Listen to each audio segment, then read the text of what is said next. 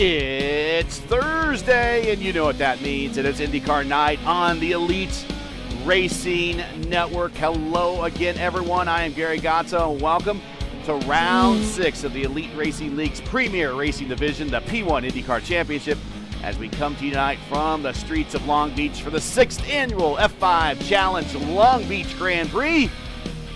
For one of our crown jewel events, joining me in the booth, as always, back from our 1 week off, a little bit of a break, and it was a much well and relaxed break for us. Lewis, after starting the season off with 5 consecutive races, we get 1 week off, and then we're on to the tight confines of Long Beach, and then we have another week off, and then we head for our first 500-miler about an hour north of here in Fontana, but we go back to the road courses, and it's a street course, something that we have not been on this year. We have 4 road course races this year, 2 street courses, 2 permanent courses, and right now we thought things would be, kind of a wide open championship this season.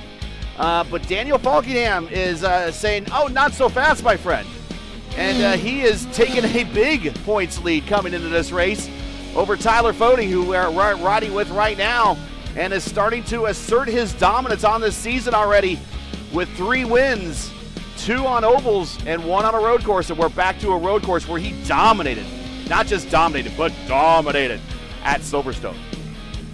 Oh yeah, he dominated for a lot, because I think it was the longest winner distance so far. I already checked some. And to be honest, he did really long distance in Silverstone by over the minute, 73 seconds over the Brian Blauman that day. It's over a minute something else. So good for that. He won it. You know what? He won the short course also. The Silverstone means the short oval. Short course, it's not course, it's oval. Use a lot of brake stuff, going to the apex. I know it's oval, but anyway. But he won, and he won pretty good in Richmond.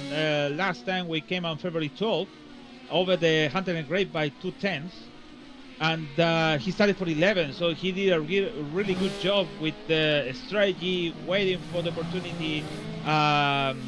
And he did a really nice call on that day. So really open, but you know what? I'm gonna make my point dot to Ethan Stanley, because he is in the grid today, qualifying around, I don't know where it is, but it's somewhere around the track. So I think my dot is for him. Fucking man, now is a second.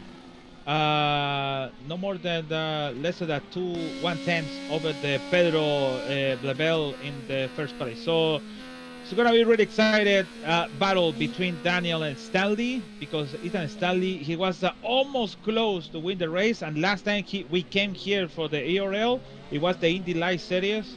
He won the race by 30 seconds over the Tyler Fode. And there you see the conditions on the screen that we have right now on the racetrack. 100 degrees on the track temperature, and I've heard from the drivers that if it's over 90-ish on the track temp, that it's not going to be a green race.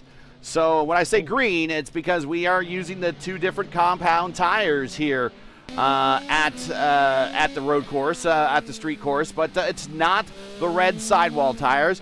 It's the Waiuli green sidewall tires, and we get to use those for the street courses this season.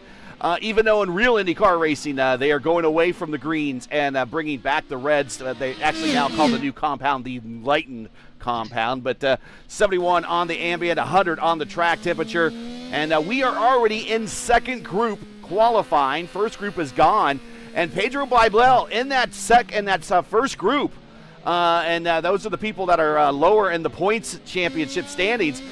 He is currently provisionally on the pole. Falkingham second, Durazo the Cat in third, Blauman in fourth, and Tyler Fode in fifth. Yeah, they have a good dart for el argentino Pedro Blavel on the top. Very surprised, to be honest. I really, with what he did on Silverstone after the incident he did on the Chicago in that moment, well, all good for him. Ethan Stahl is gonna finish I think he's gonna finish one lap. Oh, Blauman goes to the top with a 107.8. 1/10 difference between Pedro, and Blauman. And then you see the green. Isn't open. Then you see the green triangles next to their name. That means they are on the softer of the two tires, the Yuli tires. And then the Yuli, spell it with a G, G-U-A-Y-U-L-E, Yuli. I have no idea how they get Yuli out of Gray Guayuli, but I have no idea. Ethan Stahl is making the personal best in section 1 and 2. They have somebody on the front. I don't know who's on front. Oh, it's Brian Blowman on front, and he aborts the lap. He's going for one more lap, I think. Currently Roddy with Troiano, and currently provisionally 24th, up to 10th for Troiano at that lap. Blauman still on the provisional pole with about 9 seconds left. Remember, Blauman started up front and had a very good race until the rain started to come at Silverstone, so we could be looking at another good start for him as we are qualifying is now complete. I think hot laps might count. Hunter Ingrave goes to the point with a 107.7. What a blab, but we waited for Ethan Stanley. He is on turn 8 now, so what a nice lap of the Hunter. He take it 110, 2 tenths over 2 tenths and a half over the Daniel Fockingham in fourth. Watching Ethan Stanley off the hairpin corner on to the straightaway. Clipping the line, and he improves to 9th. Oh, he goes to third fastest, Stanley. He goes to third.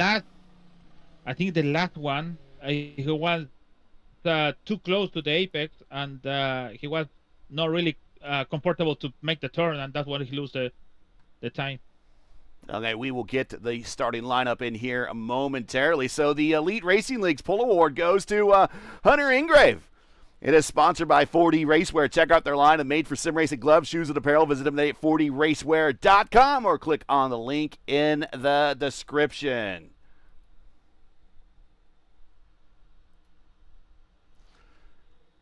Colton Herta, who is going to take the year off from IndyCar, at least the next couple of years, we think. He holds the track record here at Long Beach on this current 1.968 mile circuit. That's how IndyCar measured it. We are currently at what they consider the 1.96 mile circuit, with a time of a 105.3. So we weren't quite close to that. But let's get in tonight's starting lineup here from the beach. And Hunter Ingrave with the pole position. Right next to him is Blauman. So Blauman 2 for 2, Lewis. Starting on the front row in road course races, Ethan Stanley is in third. Pedro Bleibel is in fourth. Falkingham is in fifth. He's got a bit of a battle ahead of him, trying to get by 4 very, very good road course racers. Right next to Falkingham, our points leader is Dan Durazo. He is on the outside of row 3. Then we got Scholl and Fody. Remember, Ryan Scholl finished second here a year ago. This is an annual race on the schedule, so this is why it's one of the crown jewels. He finished second of that race. Tyler Fody looking for another podium finish to stay in pace with Falkingham, and at least you could see Falkingham at the start of this race. That is row 4. Row 5, Troiano and Hibbs.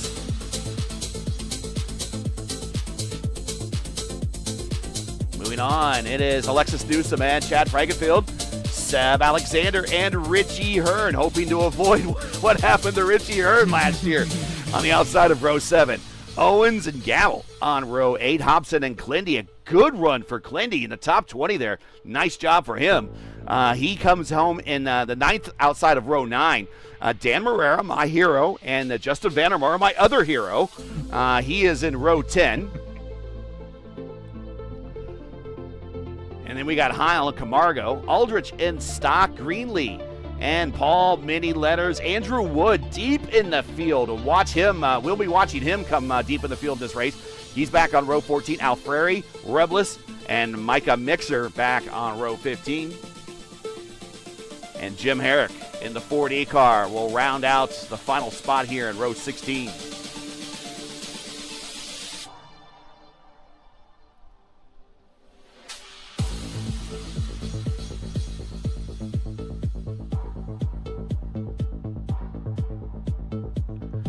Here are the points coming into today's race.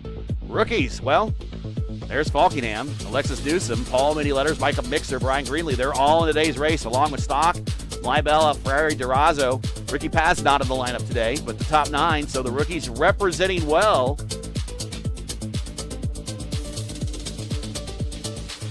And Daniel Falkingham leading the championship over Tyler Fode. Hunter Ingrave, Clindy at 4th, Ryan Shulden 5th, Troiano 6th, Newsom 7th. Craig Forsyth not in the lineup tonight.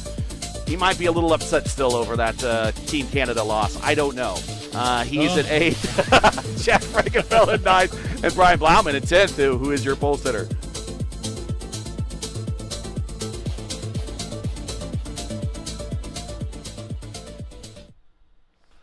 All right.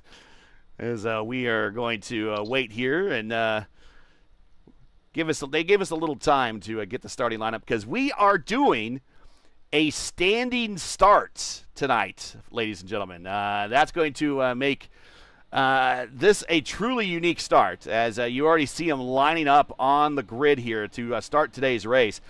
A standing start. So this is the first ever standing start in the Elite Racing League. This is the first ever standing start here in the Elite Racing League P1 IndyCar Championship. The last standing start in IndyCar racing was back in 2014 in Toronto. The last standing start for Long Beach was back in 2013. Dario Franchitti and Ryan Hunter-Reay started on the front row. So we are going to watch something a little bit unique. If you've never seen an IndyCar standing start, I advise you to go check out the Formula Indy series over on the P1 channel. That's the only IndyCar series that right now on the service that starts with a standing start. That actually are Indy's IR18 Indy cars.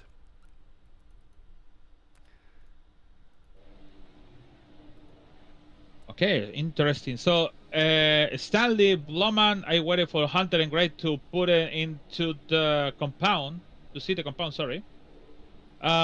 They going for... soft tires, the option. Yeah, the soft tires, sorry. I'm thinking about the other word, but I have it in my mind. But why yeah, you No, better to soft and hard, to be honest. It's really too much names to remember. And Hunter Ingrave now is gridding up as we are getting close to the start. Jordan Owens starting from pit road. Alfreri has a drive-through penalty that he'll have to answer. Here we go. Green flag a moment away, and we are underway. Standing start, and we are already spreading out in the back. It is Hunter Ingrave down to the first turn. Right next to him, here comes Brian Blauman. We have 3 cars on the back. Alexis Newsom is spoon back restart. Oh, and we got a caution. Oh, and Brian Blauman goes long into the braking zone. Oh my God, the restart. Remember Indianapolis? But Alex, we will find out what happened to Alexis Newsom. And for some reason, her paint did not load in correctly, but that's the least of her worries as we see her taking off now. Richie Hearn with the slow start. Everyone going around Richie Hearn. And then looks like Alexis trying to grab a gear and just wheel spin, and goes to the inside and just pins Clindy up against the wall. Stock comes into it. Paul Many Letters is into it as well. Jim Herrick try to get by. A lot of cars just came to a complete stop. And really starting from pit road, Jordan Owens might not be a bad call. You know what about Leslie Nielsen? If you go to the board, she took so long to release the clutch. So you can see on board, he take it at least 3, 5, 4, 5 seconds to release the clutch.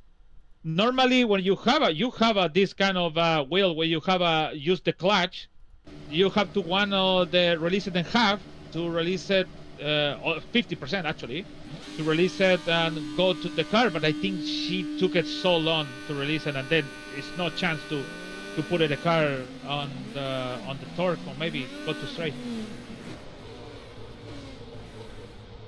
Oh. Mark Reblis makes his way by. So we are under caution here very early at Long Beach, lap 2 of 90. As we're going to have some time under caution. Let's get word in from our sponsors, and we'll catch everybody up and reset the field when we come back. Stand by, don't go anywhere. Under caution early here at the F5 Grand Prix of Long Beach. Hunter Ingrave leads, Daniel Falkingham up 3 spots to second, Stanley to third, Bleibel fourth, and Durazo the Cat in fifth.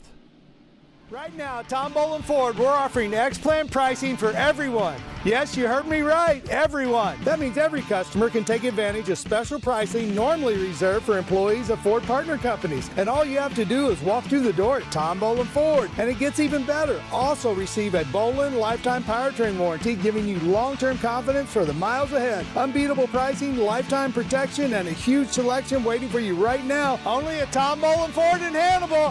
Heck of a deal, ain't it?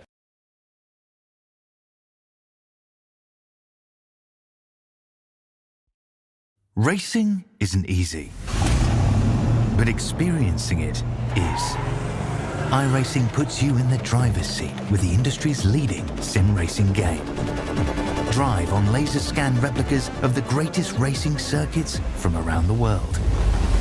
Go head-to-head against other drivers chosen by skill-based matchmaking to ensure competitive racing at every level. Compete across all your favorite series.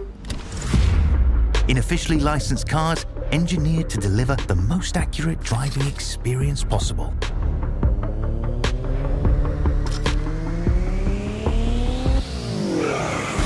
Join a race or host your own with players from across the globe. Race against the computer or in a league with friends. Feel the thrill behind the wheel. Visit iRacing.com.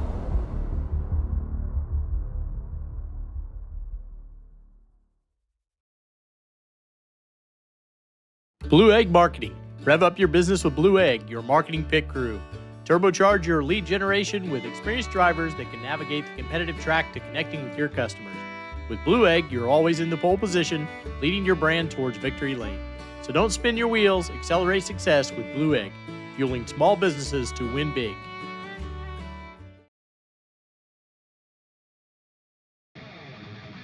The Lucas Oil School of Racing. Simply stated, we are the professional ranks where the quality of the equipment often dictates the outcomes, and all of our cars are designed to perform and race as close as humanly possible. None of our competitors will have an advantage from engineering tactics. Rather, you will compete on a completely level field with a score of immensely talented up-and-coming drivers, all pushing each other to reach their new heights in their respective pursuit in becoming a professional race car driver. Every year, our top-performing graduates move on to the professional racing ladders of IndyCar, F1, and IMSA. Whether drivers compete in 1 or 2 seasons of our series, when they are ready to move on, they are ready to move. The training you receive in our school is an unmatched, unforgettable, first-class education combining the very best racing instruction and education.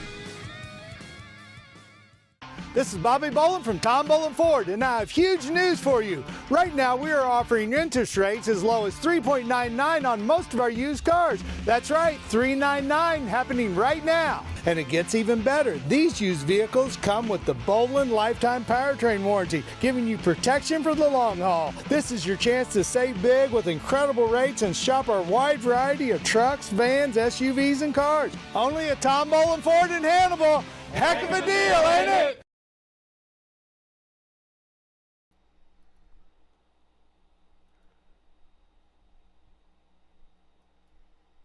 And we are back, and a lot of stuff has happened. And we're getting ready to go green, but we're watching what happened to Hunter Ingrave, a DC. And his car goes to the inside wall while leading. And he is now out of today's race.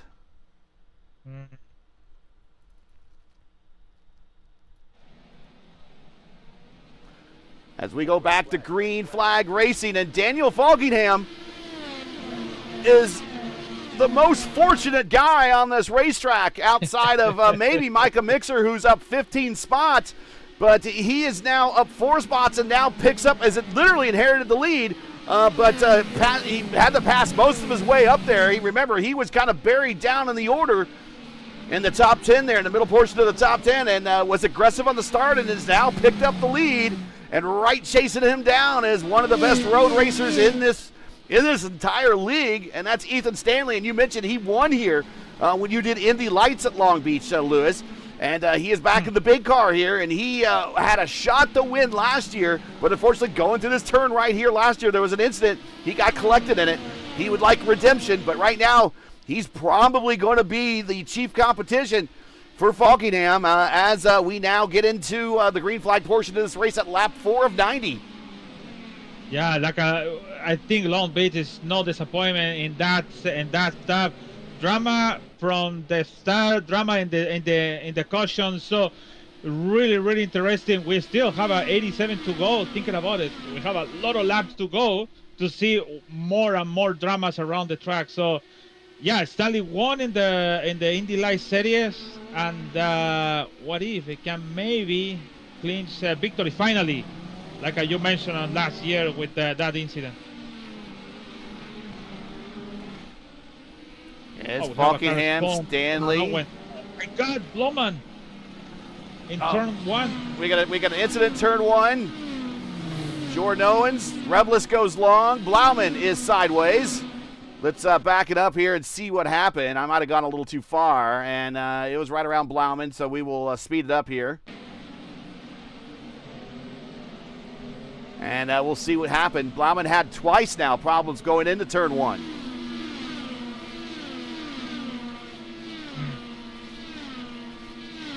He saw the car of Jordan Owens spooning there, and he decided to spoon also too. So. Okay, here it is. He's coming into the corner. Comes through the corner. Hits the curb. And Owens was already around inside the zone there.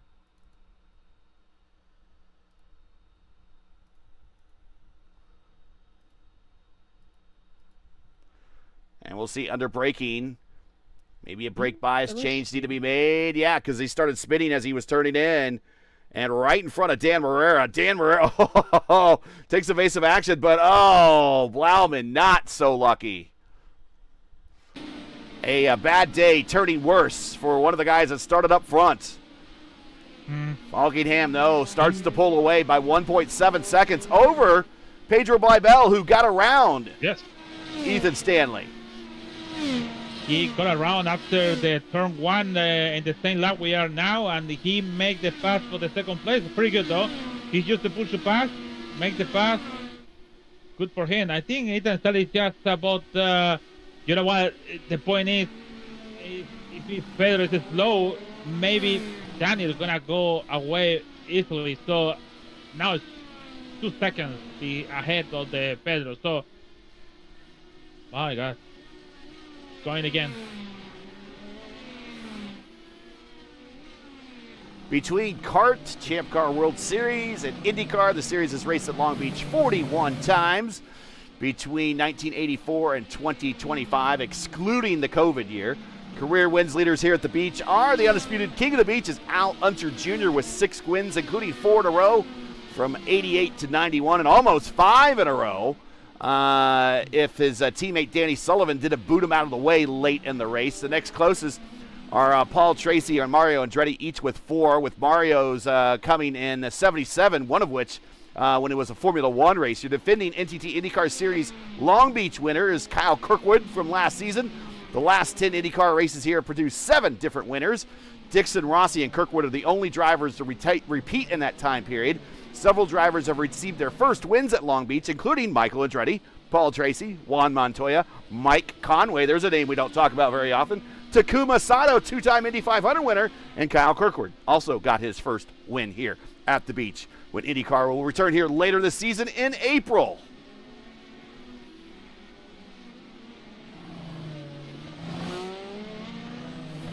We expect anywhere today between a 2 and a 4-stop strategy. In order to make a 2-stop strategy work, they need to get the lap 30, and lap 30 is a massive fuel save. We have seen it happen before here. Not here on this channel, but over on P1, we did a race. Actually, the P1 staff did a race at when the old Indy Fix series, which was primarily ovals. They used to mix in occasional road courses or two in the schedule, and so they scheduled Long Beach as part of one of the campaigns. And Kerwin, gosh, I can't remember the driver's name. I have to go back and look. It's a well-known esports driver, and he actually won one of our fixed Indy 500s on the channel over on P1. He did a no-stopper here, and he won. He on a massive fuel save, 30 laps. You mentioned that. That's very impressed, man. To be honest, to have just one tank without coming to the pit and just lifting cut and coming to the end and winning the race. But by that, I used to see it with the other drivers in Watkins Glen. Also, too, is maybe you can use it in the fixed series when the fixed used to go into. Now they go everywhere. The old fixed series we used to. All the oval racing over there, and now it's mixed stuff. We went to Watkins Glen, and one guy just didn't stop. He just started for the back. Everyone making one stop, and he won the race by a lot, just because on a fuel save. So, yeah, that's really impressed, and I'm not surprised to see somebody do it that the heavy fuel like Adriano Pinheiro did last time. He did some different strategy we saw for the others. So, well, what if? Maybe that's why Ethan Stall is not making so much attack of Pedro, just leaving Pedro to go for. Sorry, battle for position, and Troiano missing a front wing plane as he is going to drag race Micah Mixer up 18 spots into turn 1. And if we could see a fuel save here, it's possible. Yeah. It was Chad. You know what? In the last turn, in turn 11, actually, yeah. That was the call. Seb Alexander braking too hard, and then Eric Troiano, I think he didn't realize it was that brake. This is dangerous for the field. I think it was Kyle Kerwin. I'm probably saying his name wrong. If someone knows who I'm talking about, it's a well-known esports driver. I should know it off the top of my head, and I don't. I didn't write that down because it's the only time we had a top split broadcast that someone went on a no-stopper and won the race. And Toronto around at the hairpin. Oh, Camargo gets through. Here comes Aldrich. And Troiano going to pit road. Oh, he hit the wall, man. And that's why he spun. Unlimited tires tonight, pit road speed limit 40 miles per hour, no fast repairs. No lucky dogs. Previous winners here at the beach, Caleb Bency, former Indy 500 winner, won here at the beach. Alex Van de Sants won here. Archie Coveney, Adriano Pinheiro, Logan Spath, teammate to Caleb Bency, got his lone Elite Racing League win here a year ago over Ryan Schill. Tyler Fode finished third. 6 cars on the lead lap, 26 cars started, 31 cars started today. But in the past, there have not been a lot of cars to finish on the lead lap. The first race we had here, 3 cars. Second race, 4 cars. Third race, 3 cars. Now, for whatever reason, in 2023, 31 cars started. 31 cars were on the 25 cars started, but I forgot that. I think 3 cars finished on the lead lap there as well. 3 on the lead lap, 31 cars started. And then in 2025A, 6 cars on the lead lap. So basically what I'm getting to, folks, is these long races at 90 laps, these leaders are going to be experiencing traffic. And especially at 31 cars, even though right now a number of the cars are out, right now there's only 23 cars running of the 31 that started this race already. So attrition right now is pretty high. Actually, it's true. The only car the lap down is Troiano. Is front of Pedro. Don't help in that position with the you can sadly almost lose the car in turn 11. Nice catch on him. And you know what? Daniel is start to escape for 2.5 ahead. So they did a pretty good job. I think we. I don't want to say it, but I'm gonna knock the wood. To have the first 4 winner on the road in the city. And we talked about this before. Drivers looking to get 4 wins in a row in real IndyCar racing, and there's been a number in history that it's happened. We talked about that. You remember? Yes.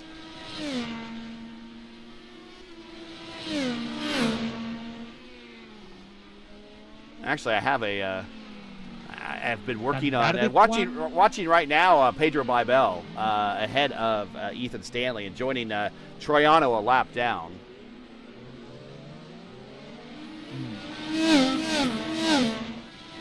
Yeah, it's getting there. So you ready? You ready for the 4-time winners that have won 4 races in a row in IndyCar history? Are you ready? Go for it. Okay, AJ Foyt, he has won the most. He won 7 in a row in the 1964 season. Alancer Sr. won 5 in a row in 1970. Alancer Jr. won 4 straight races in 1990. Alex Zanardi won 4 in a row in 98. Cristiano D'Amata won 4 straight races at the end of 2001 and the start of 2002. And Sebastian Bourdais, he won 4 consecutive Champ Car races in 2006. So all those races, almost a virtual Mount Rushmore of IndyCar racing, kind of with some of those big names.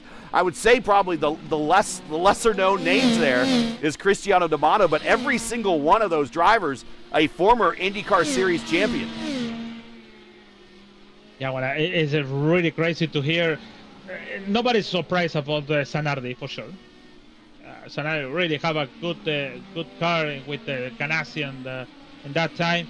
But it's really surprised to hear Cristiano D'Amata, because for me, when I hear D'Amata, in my mind is Formula One, yeah. Toyota, yep.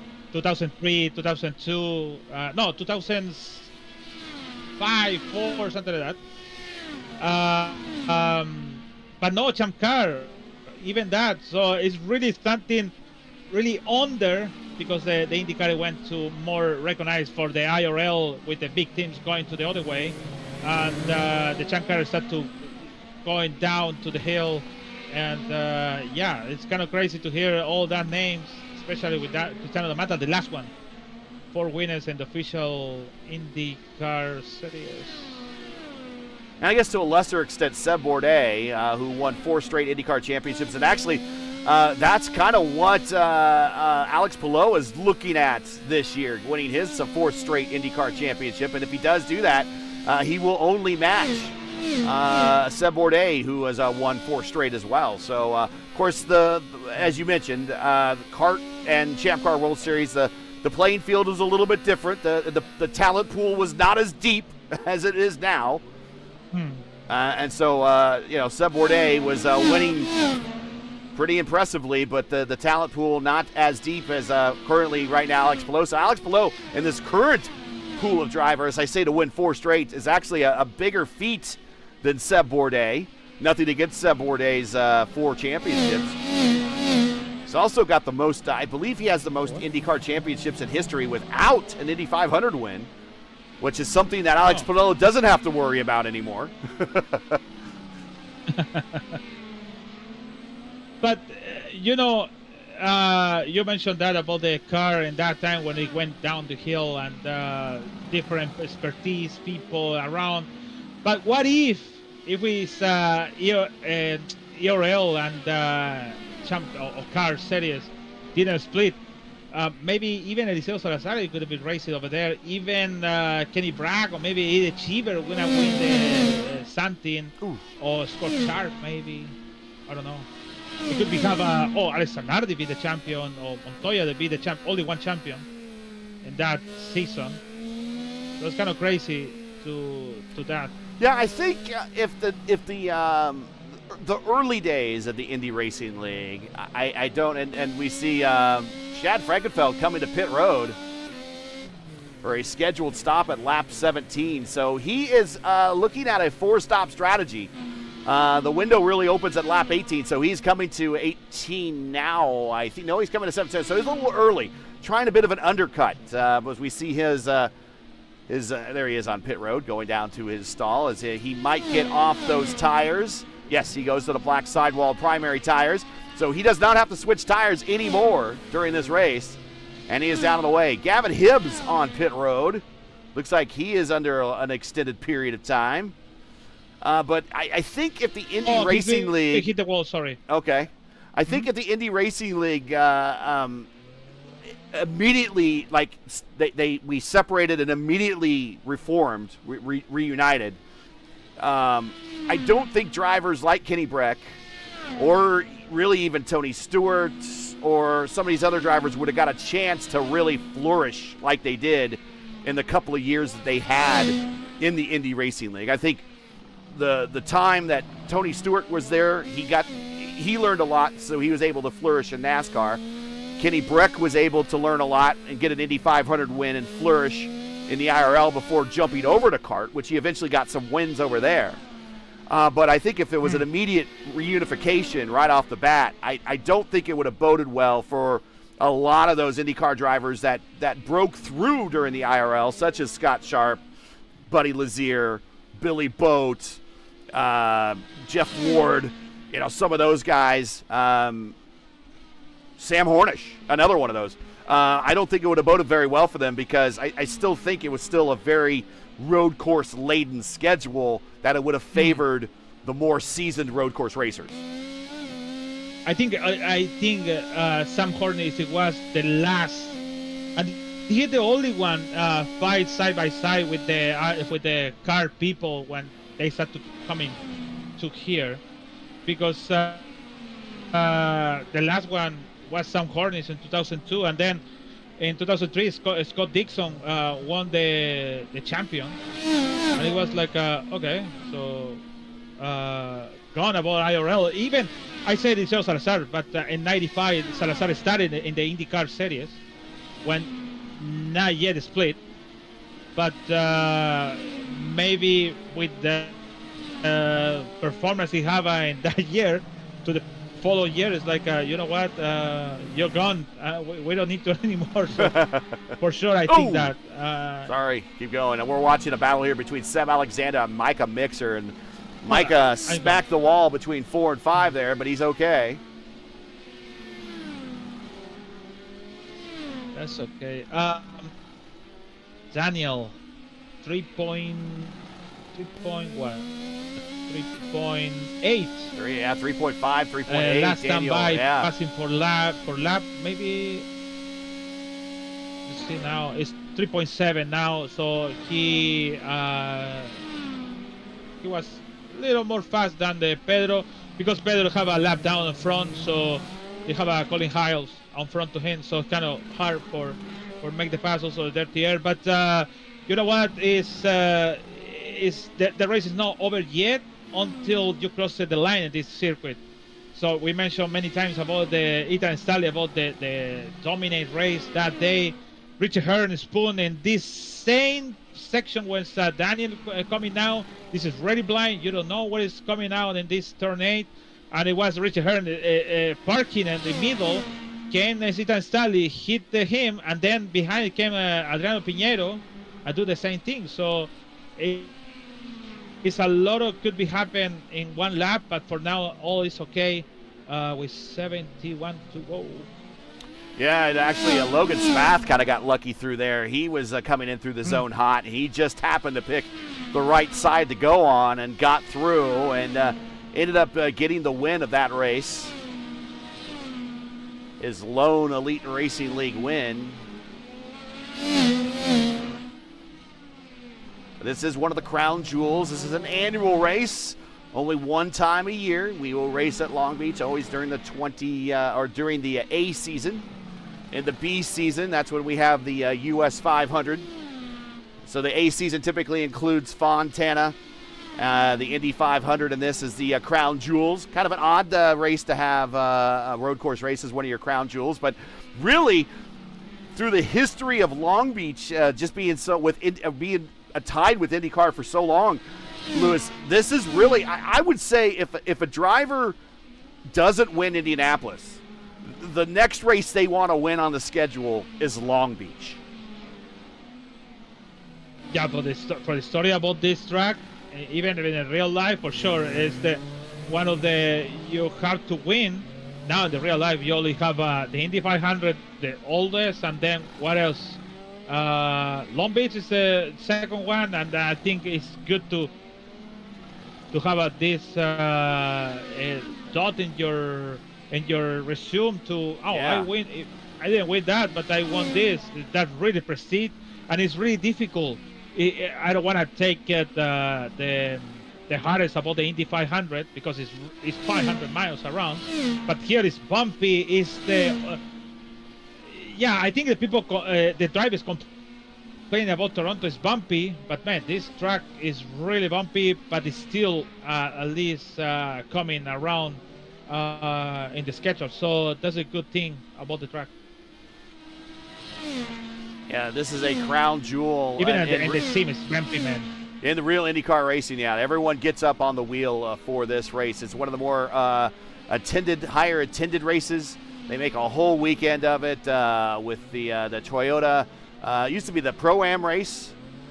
Remember Alfonso Carlton from Fresh Prince of Bel-Air? He won a couple of races here.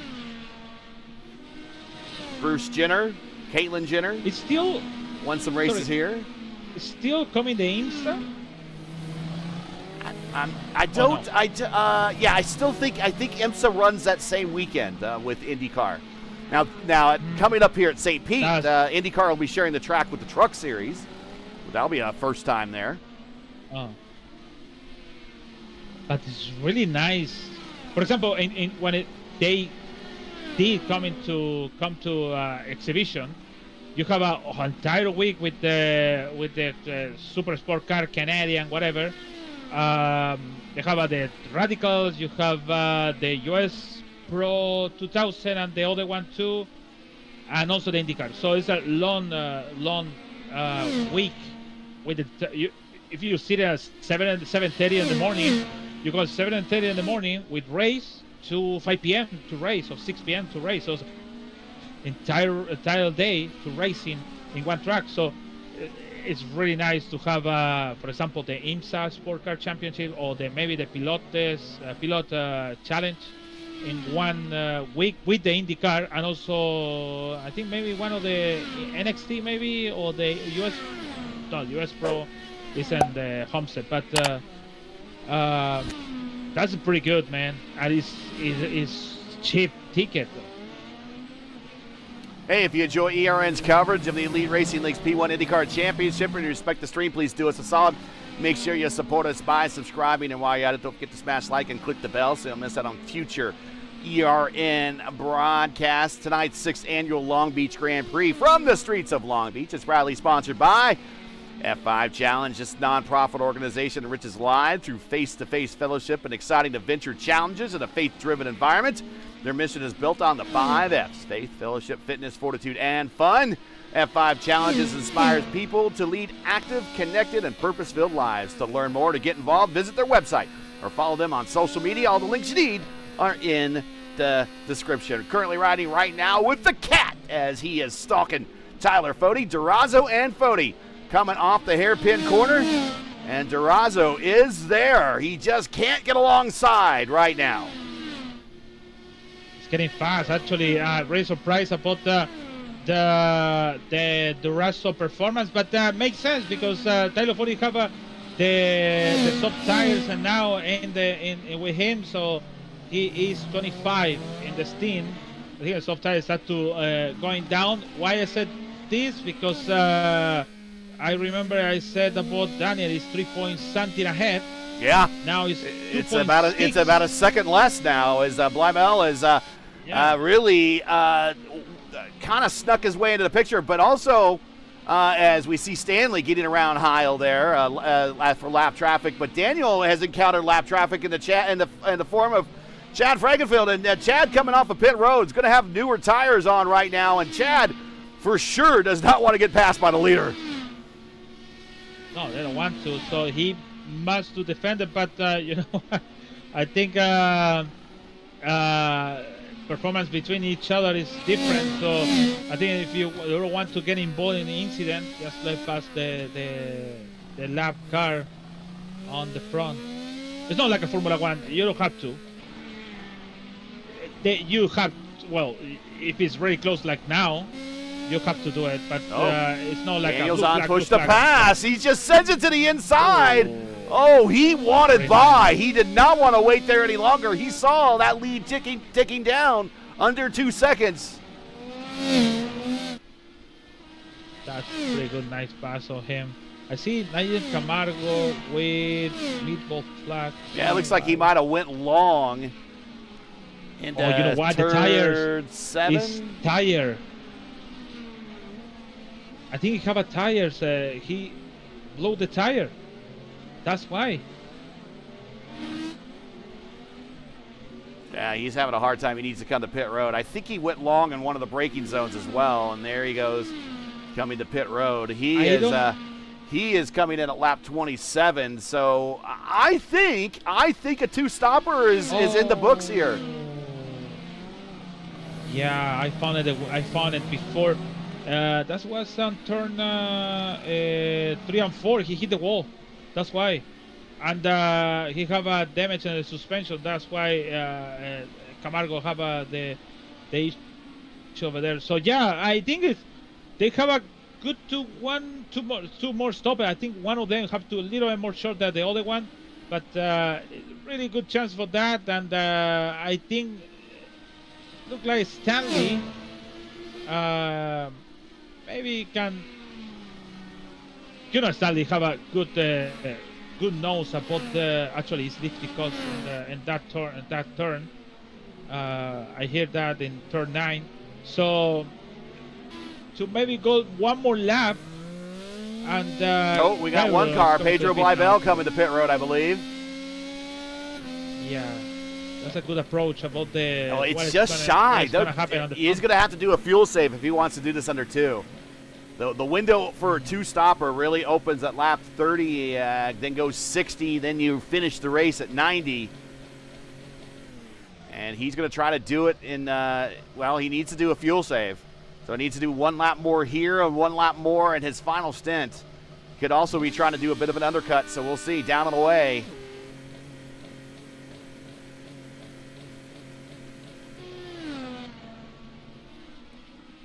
Al Falkingham has reached Jordan Owens and see if he can get around Jordan. But the lead now back to Stanley, 3 seconds.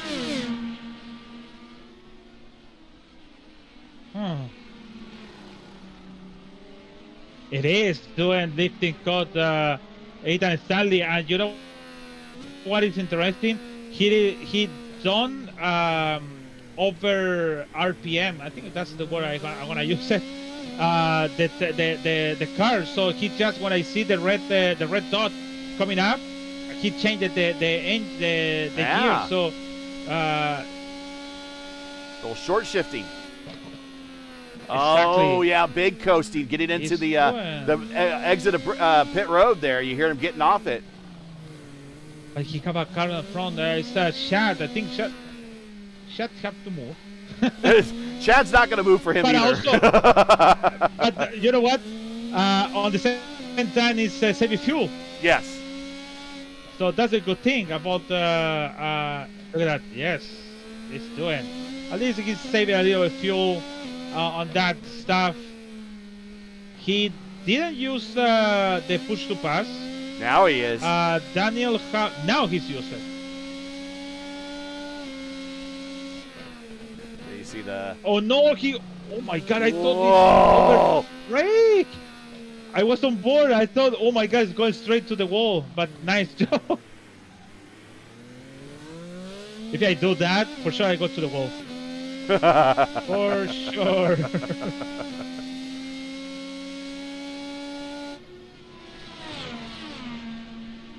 So maybe it's coming to the next time by Ethan. Same for Daniel. He have a lap down front. Is Ryan Gable.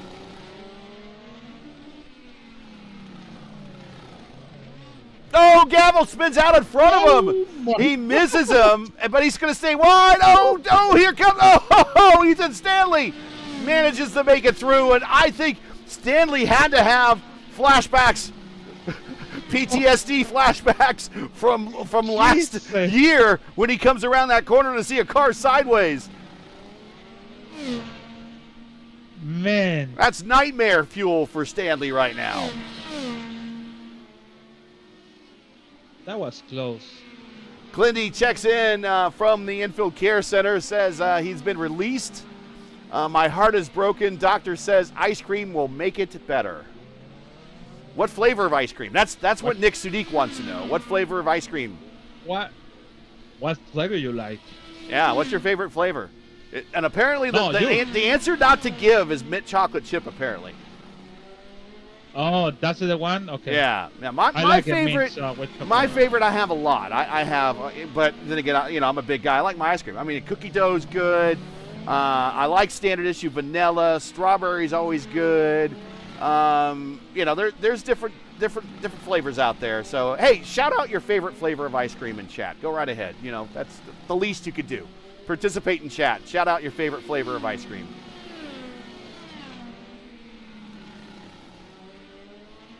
Did you taste pineapple ice cream? In Disney, you can have like their Dole Whips. That it's like a Falkingham is back to right now. Falkingham is just behind Tyler Fode, who is off of pit road just recently. So that's how he's caught up to him. Wow, I'm on lap, yeah. And Falkingham going another lap. Stanley going another lap. And I'm wondering now, how much does Tyler Fode want to help his teammate who's currently sitting in second spot? They help a lot. It's helped a lot because he was 4 point something. Yes. And now it's 1.5.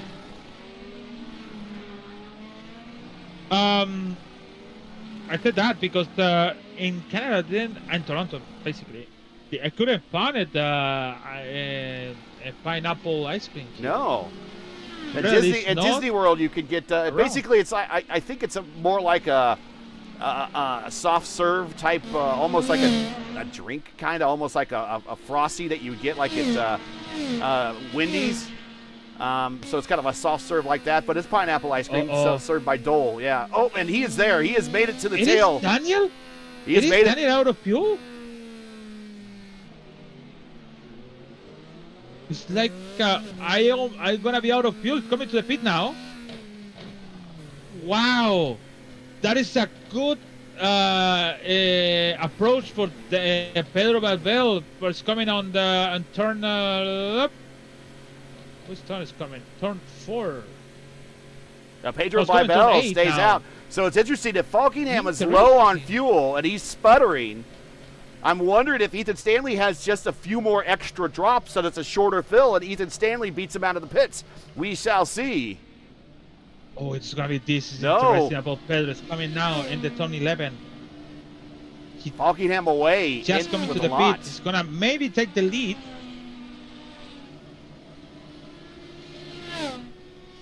Where's Pedro? There's Pedro. Oh, he's going to come out and he's going to join the leaders right there, and he's going to jump Ethan Stanley. And now with those hot tires, can he get to Can he get to Falkingham? Through the fountain. Falkingham needs to wait for those tires to come up to temperature. You can't push them. But Pedro Bleibel, he is currently 5 laps on his stint. His tires are nice and hot, and here goes Pedro Bleibel. He's going to be on the button. There you see on the push to pass. Side by side coming into the corner. Turn 6. They're going to go side by side through the corner again. Pedro's going to be in preferred position in the next turn. Oh, it's Falkingham gets swirly coming off the corner. And that opens the door now for Stanley to get closer. But now your new leader is Pedro Bleibel. What a nice thing. I think Daniel thought he's going to go for one more lap. He did 32, but he forgot to have to save fuel. And that's the problem about that. Ethan Sally is getting close. In between is Andrew Wood. Wood dumps out of the way. Wow. He goes to the bottom of the racetrack, riding with Ethan Stanley right now.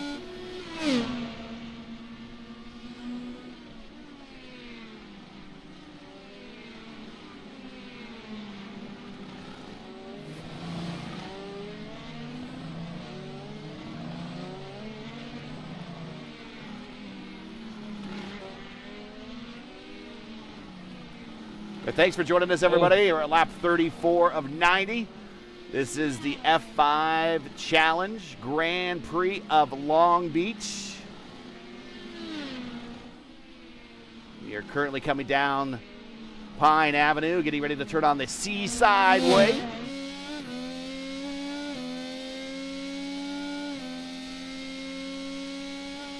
Oh, I'm looking for Daniel for the cat, Durazo, and he have a Midwest Black. Oh, yeah, he is out of on the pit race. road. The cat has retired. Looks like he has a left front Let's see what damage. He just exited to the pit. Oh my God! Just exit to the pit in turn 4 and 5. He just lose the car. He exited in 4th position.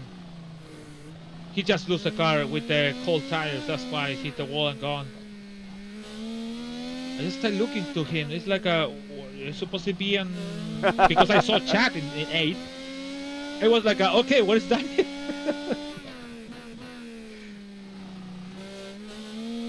If you just joined us, this is ERN's coverage of the P1 IndyCar Championship, the 6th annual F5 Challenge Long Beach Grand Prix, coming to you from the streets of Long Beach.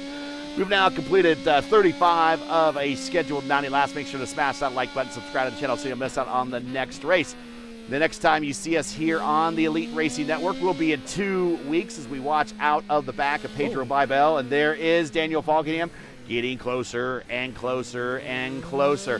The next race for us here on the Elite Racing League will be in 2 weeks for our second crown jewel race of the season and our only 500-mile warm-up race before Indianapolis in April. It's the 5th running of the F5 Challenge 500 from Auto Club Speedway in Fontana, just about an hour north of here. Coverage starts on the Elite Racing Network at 7:45 p.m. Eastern Time, 2 weeks from tonight. For us on P1, join former Elite Racing League driver Mark Murphy as he calls round 3 of season 4 of the American Motorsports Association Archway Industrial Truck Series for the Archway Industrial Coatings from the Roval Grand Prix of Charlotte. That is tomorrow, start time at 8:20 p.m. Eastern Time. That's all over on P1. Link is in the description. Watching the battle for the lead unfold as we come down the backstretch here at Long Beach. Very dramatic, man. I thought Daniel is gonna go away for 4 or 5, and then coming to the pit, it's gonna be for 6 seconds ahead. But nope, everyone, these 3 guys, doesn't include the Ryan Schultz because it's 18 seconds behind. They are in 2 seconds. All these 3 guys on 1. So 1.4 Daniel, Pedro, and 1.2 Ethan and Daniel. So in the situation of put to pass, Pedro having 141 seconds, but Ethan Stanley only used 5 seconds. So you have an advantage in that stuff. I think Ethan Stanley is getting a little more close on Daniel. There you see the push to pass situation, 141 seconds. That is the the actual, that doesn't include hybrid use. You can use the hybrid. You just need to regen it, and then you can reuse it any time, and that does not go against your count here. And it also doesn't use extra fuel, while the push-to-pass that you see on road courses does use extra fuel. It's a momentary horsepower boost. There you see Pedro with 141 seconds, Falkingham with 186. Stanley, you mentioned it, only used 5 seconds. And, I mean, that really helped. That little 10-second difference, 9-second difference might have really been the difference between Falkingham sputtering coming to pit road and Stanley coming to pit road under full power.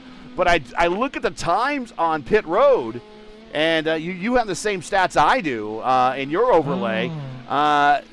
Pedro 9.3 in the box, Falkingham 9.4, but Ethan Stanley a full half second longer than Falkingham. And I got to wonder, mainly, did Falkingham maybe short fill a little bit? I think Pedro did less fuel than these two guys. And that's wondering about the 9.9 seconds. Look like a really long stop for Ethan Stanley, but it's really fully fuel on the tank. So that's good thing for Ethan Stanley to come into to make that maybe 32 laps on the stint, and that's make their good advantage to make it one short stop to the end, and that's make this working progress between these and these first two stints. So that's pretty good for Ethan Stanley, but really surprised about the timing. Even in the line, he was slow. He did 42.5 seconds in the line, and Danny did 41.7 seconds between entry to exit. So pretty interesting that. Ryan Gavel gets around Colin Heil for 9th position. This train right here is 9th, 10th, 11th, and 12th. That's a Gavel, Heil, Blauman, and Alexander. Brian Blauman has recovered his race. He is on the verge of breaking into the top 10 here. And if he gets around Heil, he'll be in the top 10. A good recovery drive for the guy that started on the front row. Brian Blauman now on the outside of the top 10, looking in for the moment. But he is challenging Heil coming down the main straight going into turn 1. Yeah, this is consolation about the bad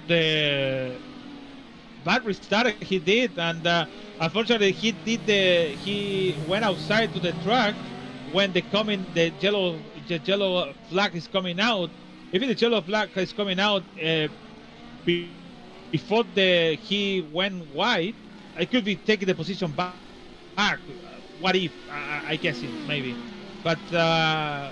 It's still like a heartbreaking for him to start it for the pole and then losing by over breaking the position. Actually, for the pole for the second place, sorry.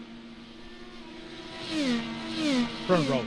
And currently 4th position, and also in the running for the Luis Gonzalez Nunez Driver of the Race Award, Micah Mixer up 26 spots. And remember, Micah had a very similar race at Silverstone, Lewis. He finished 4th from starting in the back. And once again, doing it again. Great race pace, but Micah's going to be asking himself, boy, if I just had qualifying pace, I would have started up front.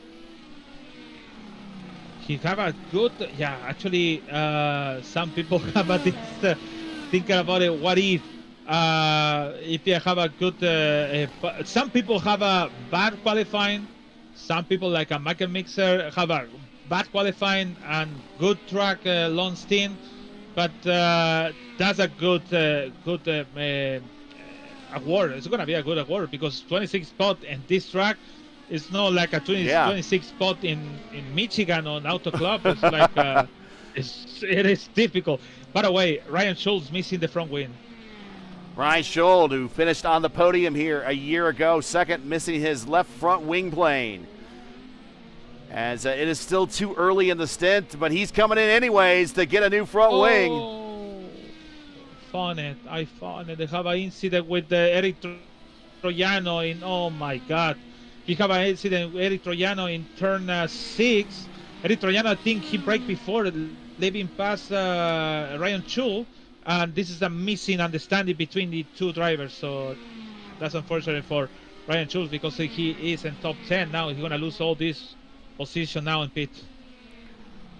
Watching their leader, Pedro Bleibel, pitted at lap 28. So again, if he wants to do the two-stopper, he needs to do a fuel save here on this stint. And right now, he is just throwing down lap after lap and really not showing any fuel conservation. He just needs to put as much of a gap between himself and Falkingham. Falkingham landed at lap 33, so he's safely into the two-stop zone. Same thing for Ethan Stanley and Micah Mixer, also safely in the two-stop zone. But those are the only three drivers that I see right now that made it safely to the two-stop zone. It's Falkingham, Stanley, and Mixer. Everyone else is going to have to do this race in 3 stops. Everyone else is going to have to do one extra stop. Then the guys currently in second, third, and fourth, they'll be able to do this in one less stop than everyone. Yeah, actually, it's a match in between. It's a triple threat match in between these 3 guys on front, because they did the same strategy, but I think Daniel overlapped the strategy, because he was almost out of fuel in the last 6 corners to the track. So really bad the strategy of him, because he lose all that advantage he have in the track. Chad Frankenfeld on pit road at lap 43. This puts him right in the neighborhood for a 3-stopper. 22-23 is when the window opens for the first stop. The next stop is 44-46. So he's right in the neighborhood. He'll be able to do this race in one more stop.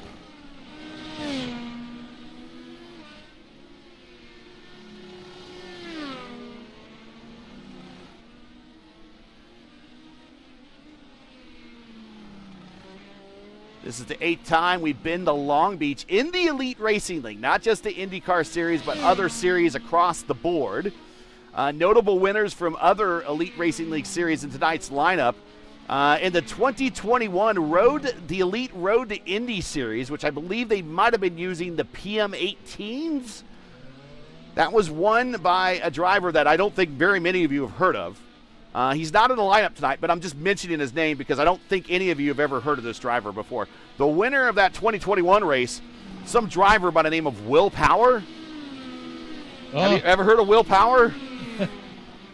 Yeah, Will Power drove here in the Elite Racing League and has he won the race here in the Elite Racing League. Currently drives for Andretti Autosport, has 43 IndyCar wins, 4th all-time, and 69 IndyCar poles, most all-time. He is a winner here in the Elite Racing League, and also the race you mentioned, Lewis, back here in the 2025 Elite Indy Next Series, or the Indy Light Series. Ethan Stanley won that race. Those are the only 2 previous race winners that in other series other than IndyCar that are in the lineup tonight.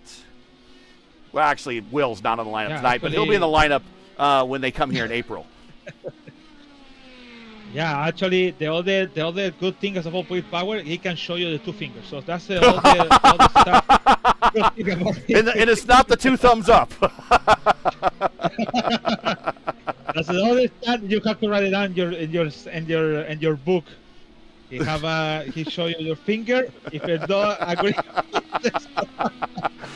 Well, the 2-finger power bird is a very endangered species, and we know that California is big on their endangered species. So there is a chance you might see the 2-finger bird at Long Beach. Yeah, that's pretty good. Pretty wild, actually. That's really in one play. So the camera just showed him like nothing happened, and then he did that. That's pretty good, though. That was at New Hampshire, which we talked about that before. Currently watching Ethan Stanley. Closest battle on the racetrack, Seb Alexander and Heil. Heil comes to pit road for his stop. So Seb Alexander now up into the top 10. He is 9th. He's up 4 spots. Ryan Gamble in 8th, up 8 spots. Brian Blauman, of course, we've seen the difficult start he's had of this race. Started on the front row. He is down 5 positions to 7th.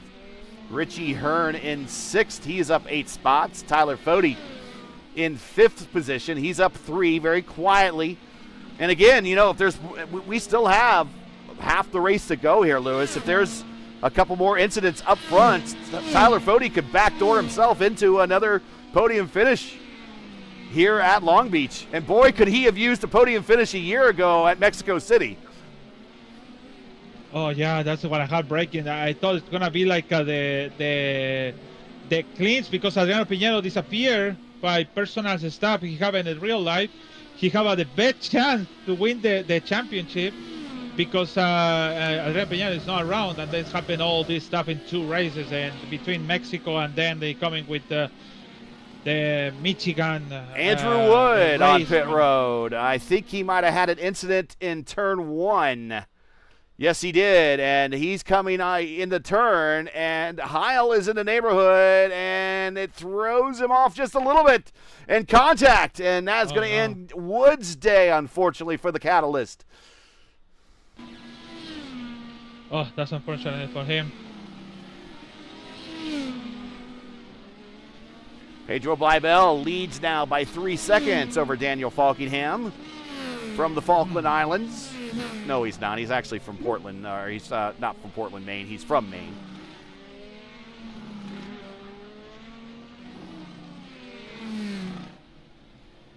I already agree with Clendy and the chat when he said everyone loved and missing Adriano. For sure, we're missing Adriano. Is one of the I don't want to say all the Brazilians are really dirty, but in my time we have so many Brazilians around, so many good and so many bad Brazilians. And to be honest, one of the cleanest and gentlemen in the around the community. Unfortunately, he doesn't speak in very good English, but if he did or do, it could be always in the booth with us, talking about his race and speaking about the date. So, but unfortunately, don't have him around, especially in this season when we have this new guy named Daniel Falkingham. Now is in the 2nd place, like you said. So. Yeah, also too, they have they are good and bad Americans too, for sure. But we don't. But we didn't coin the phrase Brazilian clear and the Brazilian slide because they were American drivers doing it. Pedro Bleibel trying to get around AJ Hobson right now for this is the lap up to the 10th spot, and he's having a hard time doing it. Hobson just holding his line, staying predictable, and Bleibel goes on by at the end of the backstretch. I don't like when the people make you hard to make the lap down you. I know. I know it show you in your screen, blue flag for sure, even you will. But the problem is about Pedro. He using the push to pass, and he losing timing in the push to pass.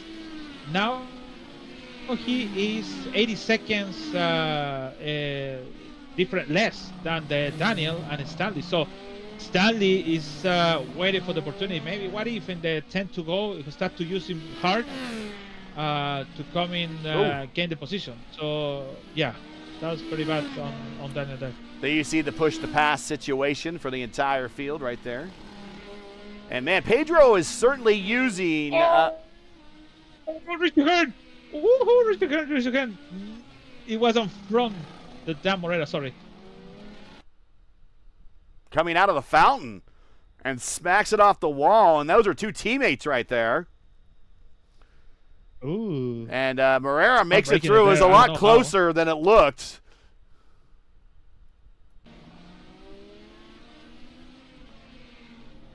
But Pedro Bleibel is definitely using the curbs a lot out of turns 5. Also in turn 8, using the curbs an awful lot. She's bouncing off them, going over the top of them. Keep in mind, these Indy cars are not very far off the ground. They are very close to the ground. And they don't have suspensions like you're used to seeing, like normal suspensions. Go ahead. Oh. Yeah, he hit the wall in there in the curve in turn 11. If you see that. Oh, car in the wall. That's Vandermarl. That's in turn 5. with the leaders coming around. He's just trying to hold his line right now. He's on a meatball flag.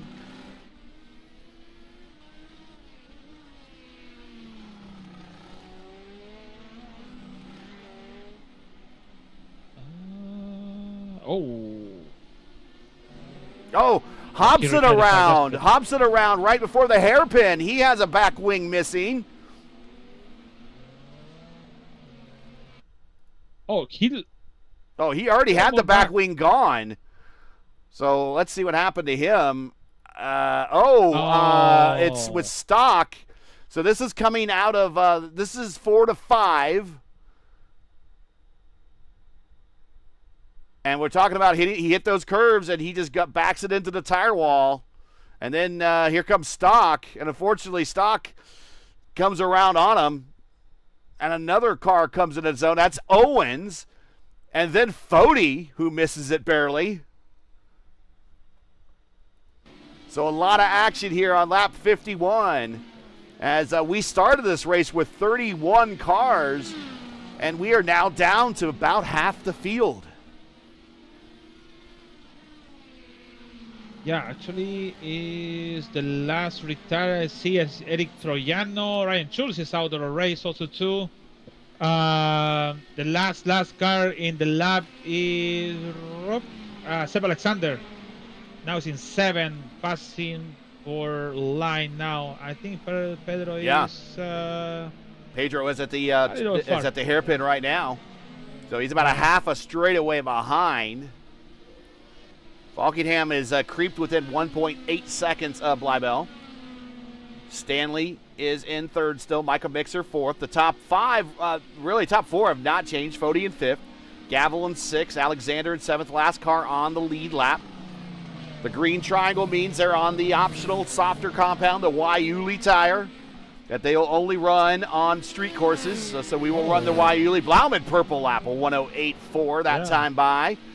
But we'll run the Waiuli again when we go to St. Pete here in a couple of rounds. St. Pete will finally be on the service then.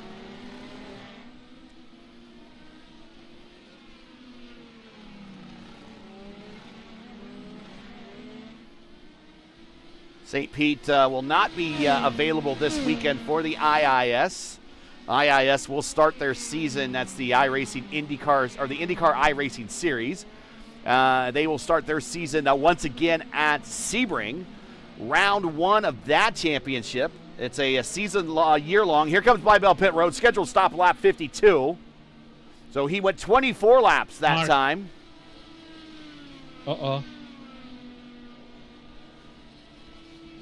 That's not going to be good. No, he's coming in a lot earlier than we thought. But again, he's just rolling the dice. Blauman goes purple again, a 108 flat. As now your new leader is back to being one of the old leaders, Falkingham, as he bounces off the curves. The IIS top split race will be this Saturday over on P1, 1 p.m. Eastern Time. Join myself, Antonio Estrada, and Ryan Skywalker as we kick off the 2026 schedule that mirrors the real-world NTT IndyCar season. Round 1 at Sebring to mirror St. Pete, and then St. Pete will join the schedule, and it will be the analog for Arlington, which is not, of course, not on the service. I don't know if it'll ever be. We'll see, maybe. But feeling very fortunate that we'll pick up a new IndyCar track, another IndyCar track. We've actually had a couple added to the service here in the last couple of years. Lewis, we had the new Indy configuration added here recently. Remember we raced on the Formula One track at Indianapolis for a long time. Nashville Super Speedway. Long Beach. Remember, Long Beach was a development track that iRacing. It was like a half-done track, and it had kind of, I called it Thanos out graphics. It was kind of cloudy and not complete, very pixelated. So that was this is kind of a new track to the service as well. And then we got Portland last year, and we're going to get St. Pete. Rumors persist that they did scan Toronto. I don't know if they did or not. Of course, Toronto is not going to be. They did. Yeah, they did. You can keep going. I'll let you know. what I know. just don't know if we'll see Toronto ever. But it would be cool if we did. I mean, they raced to Toronto for so long in the Indy cars. I mean, if they got it scanned to finish the work, give it to us. We'd love to have it. We'll use it. But typically Montreal stands in for Toronto on the IIS schedule. But it's always good to have we feel pretty lucky to always have a new IndyCar track added to the service that we could use. And the St. Pete is definitely one track we've been asking for a long time.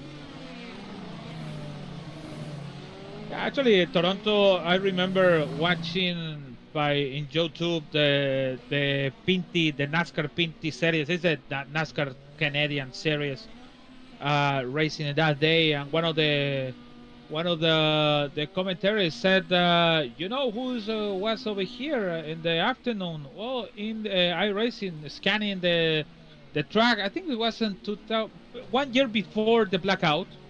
2022, 1 year, 2 years before. Yeah, kind Tyler of like Fody that. pit road, by the way. And he mentioned that, and that's pretty good because they did sessions scanning after the race, in practice Friday, Saturday after the race, and Sunday after the race when nobody is around. So, on Monday, always they start to take it off the staff on Monday.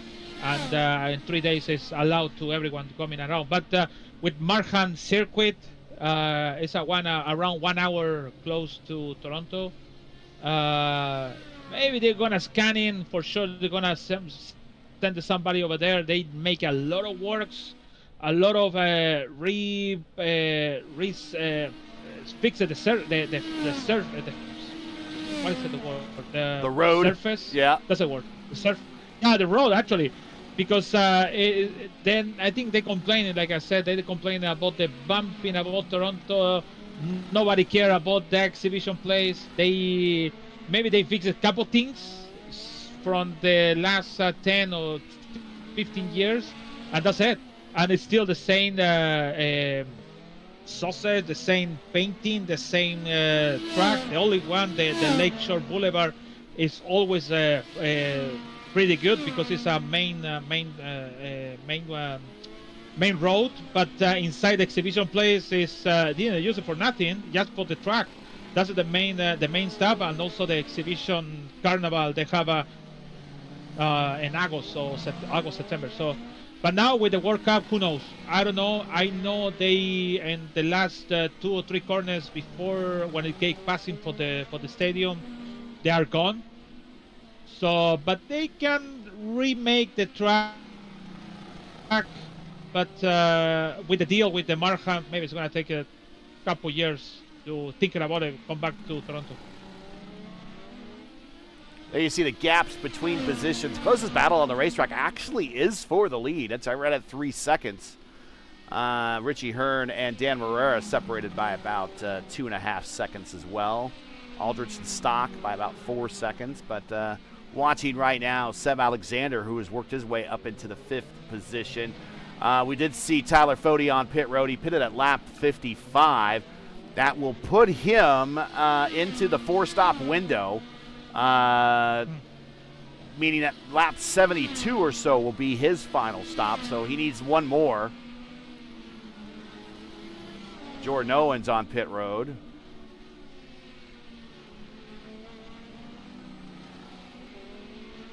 There's Dan Marrera. He is in the 11th position. He is right behind Ethan Stanley. They go through the fountain. This is not my favorite configuration of Long Beach. This is the most picturesque version. Of course, that fountain makes a good photo spot to see the cars going around. I don't think it does any good on the racetrack because you can't do anything around it. Single file, you can't pass. It just looks weird. My favorite configuration of this racetrack is if you boot up IndyCar Racing 1 and it starts up the demo screen, and that's when you hear Paul Page say, "I'm Paul Page, and from Papyrus, this is IndyCar Racing." You know, when you hear him say that intro, you're watching them racing at Long Beach on the old course, which the old course deviates from the current course at the end of the front stretch where the pit out exit is. Instead of turning left there to go in through around the fountain, you would turn right there. That's my favorite version of this course, and of course that is long gone and is never going to come back. But that is the version of the course that Allenser Jr. won almost 5 straight races at, before they later went and reconfigured this course, starting in the very, very late, I think in the 2000s they changed this course. Yeah, about 2000 is when they changed this course to go around the fountain.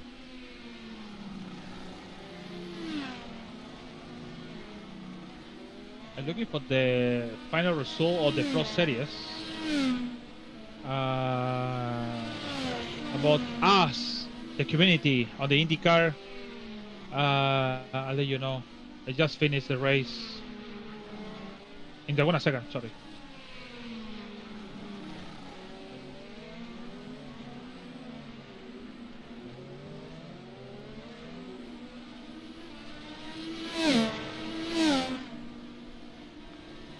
Okay, so the race in Laguna Seca winning by Pico, Leo, and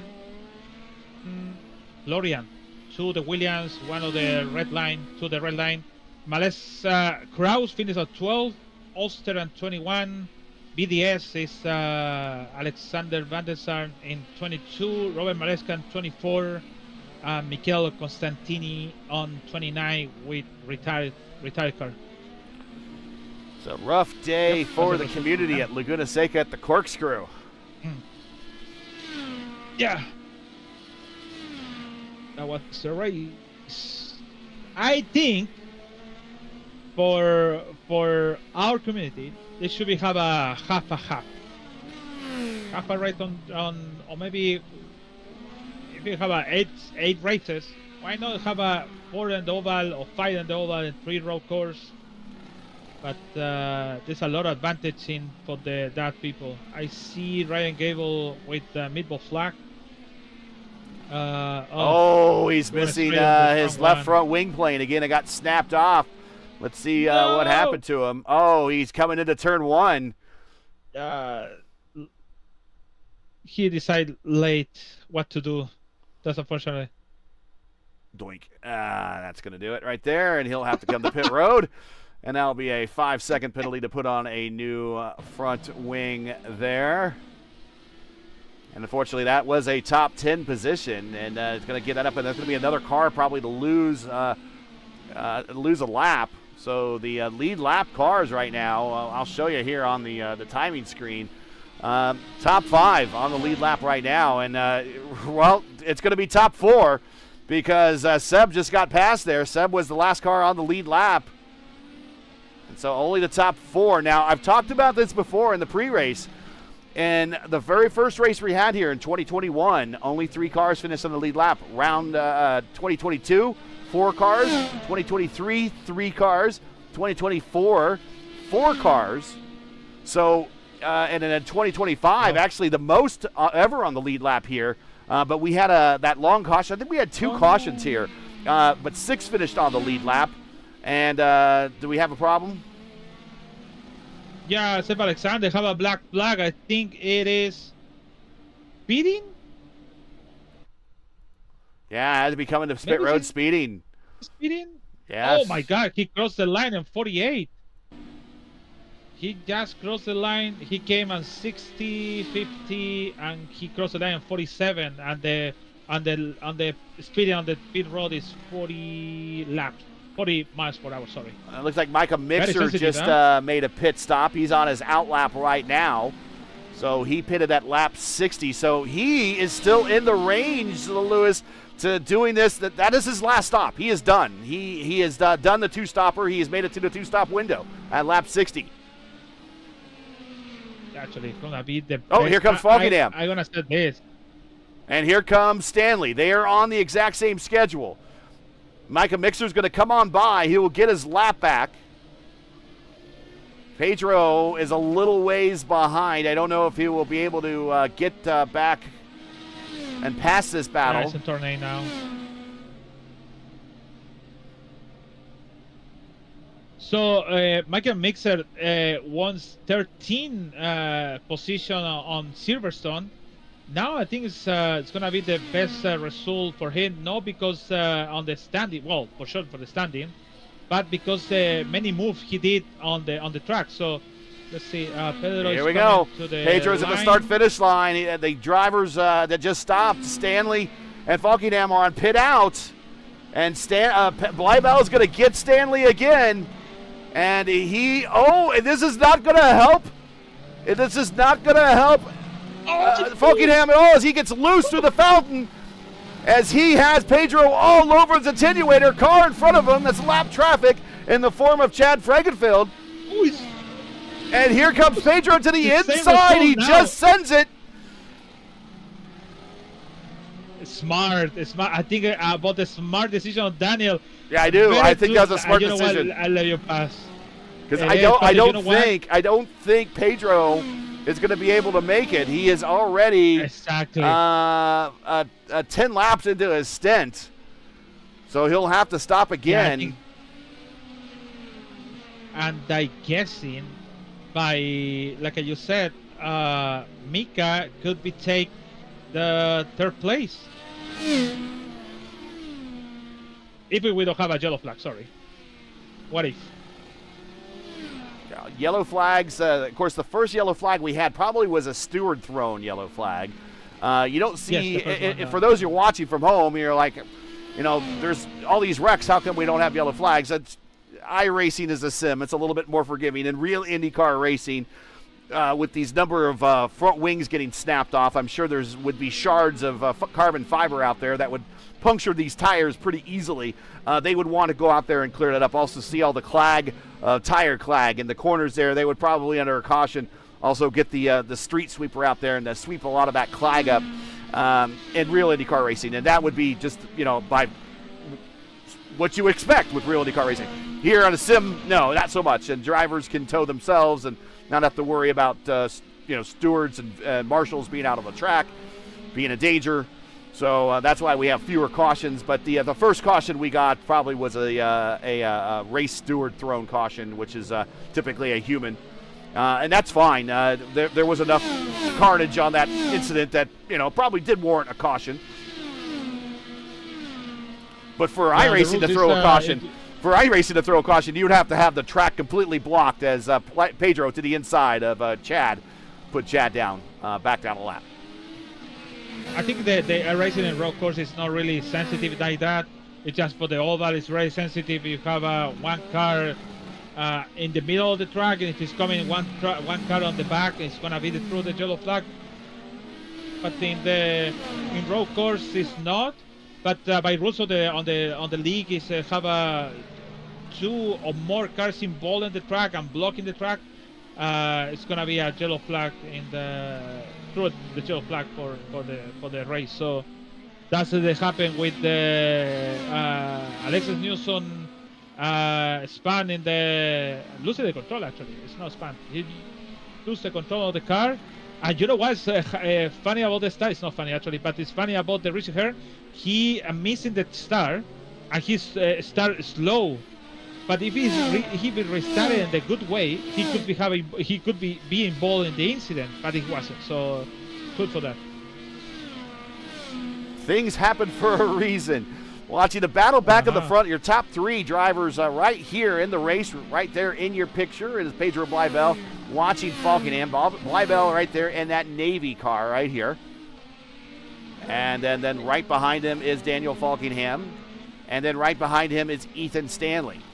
Now I'm wondering, now that Ethan and Daniel are on the same schedule, and Falkingham again on pit road 8.9 seconds. Ethan Stanley, in a stall 8.9 seconds. Ethan Stanley in a stall for 9.3. They should be, in theory, good to go to the end. They're in that 3-stop window. Let's take a look at the push-to-pass situation and see if Stanley can put an assault on Falkingham, and he can, but there's virtually no difference between their push-to-pass numbers. Falkingham clips the curb coming off of corner 11, and this is going to open the door for Stanley on the button. He sees it as an opportunity. Falkingham sees it as a possibility to attack. He's on the button, and they're going to come down Seaside Way. on the button coming into the passing zone, and Stanley, is he going to send it to the inside? Yes, he is, but he's not going to be able to get there. It was close. It was a good opportunity to scary fucking fan over there. For sure, fucking I have some a little bit damage on the car, and also Pedro Bell isn't coming inside. He's starting to do it the fastest lap, the fastest lap of the track in the first section. So for him, but he's still not out of the clear yet. Stanley all over the back end on the attenuator as they go down the backstretch here. Might have smacked the wall there, yes, coming off of that corner. Yeah.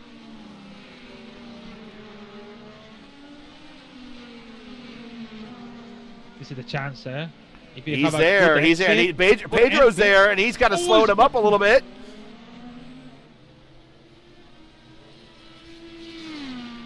It's not Stanley and push to pass. Falkingham on push to pass.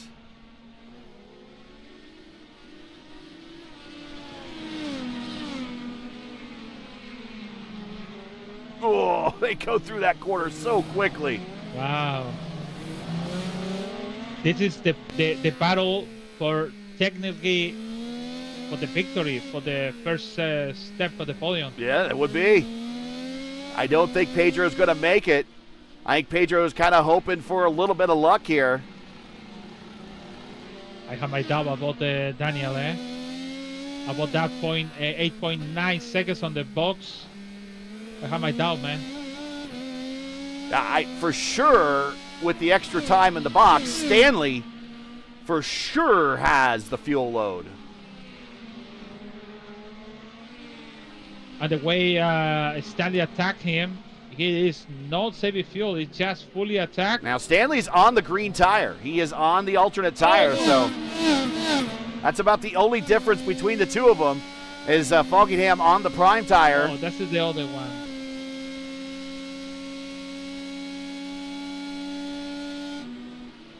And so Stanley needs to attack now before the good of those tires wear out. We can look at the weather.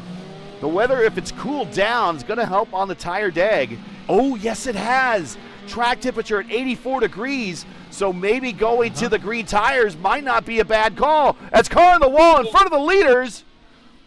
That is the 45. Oh, Pedro Bell! He has locked up his tires. It is the sea. What is going on with the he restocked the car. Just it's the same thing that happened to Hunter Ingram right in the same portion of the racetrack, and then all of a sudden everything kind of snaps back in for him. But he wasn't in a position for the win anyways. He was leading. But this is going to make things a little bit more difficult for him. It's just insult to injury. Unfortunately for him, maybe they have a chance to finish on third. Because that issue, maybe Michael Mixer is going to take the position. And for sure Pedro is going to lose some. For sure he's going to finish on top 10. But, or maybe top 5, I guess. But yeah, I think this is the battle for the race. This is going to be your battle. This is going to be your battle for the win right here. 20 laps to go.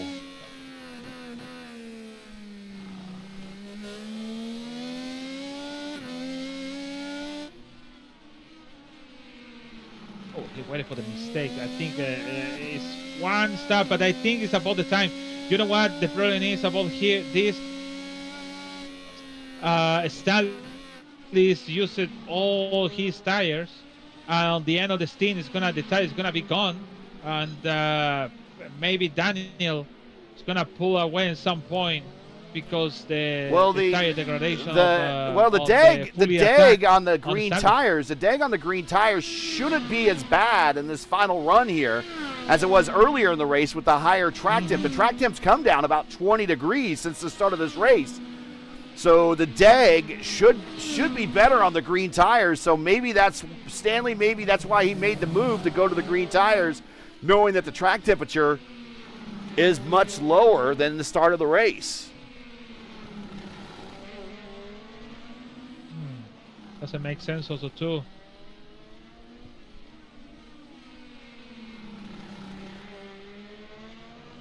I think. Well, I always say this: if you're really be behind on the car, you have a good performance and you have a good track position in the track time in the circuit. Cool. So I think Ethan Stanley, if he make the pass, he's gonna pull away in 1 lap or 1 second for sure.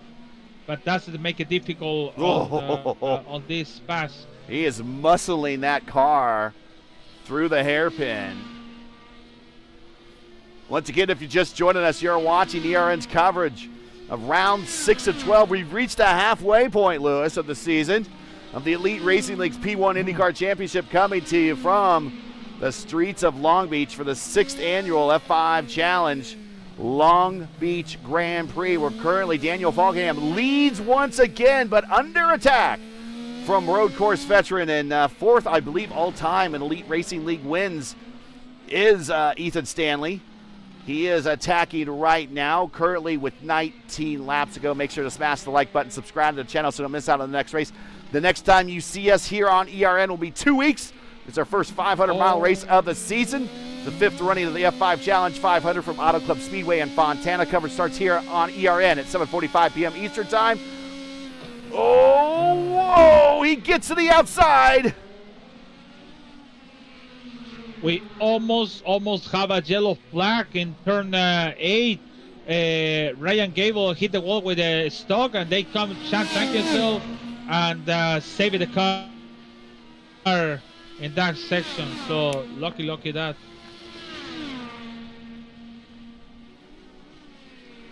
Here comes Ethan on the outside. A little bit of a fade. Oh, he almost clips the tire barrier. How'd he miss that? That was super close. Watching this battle up front. That is one. If you're enjoying all this open wheel racing, make sure to turn into a P1's Tuesday open wheel racing triple header. Race 1 starts at 7:15 with the iRacing IndyCar Oval Series Tuesday night top split at Legacy, Texas to round out the championship. Clindy has clinched that, by the way. He is in chat, so he is your reigning and now defending Indy Oval Series champion. Here comes Ethan Stanley to the inside again. Not be able to get close enough. Race 2 starts at 8:30 with the iRacing Indy Next Oval Series top split at Pocono. Well, they will decide their championship, and then followed by Race 3, which is round 7 of season 20 of the Area 51 IndyCar Series as they go to Kansas. So if you like open wheel racing, then don't miss out on some of the best open wheel racing and open wheel road racers and all of iRacing oval racers. Here we go. Outside, Ethan Stanley's going to go side by side in the one. Oh, and into the wall. Stop Falkingham. Falkingham bounces off the wall, and he's missing a wing. My God.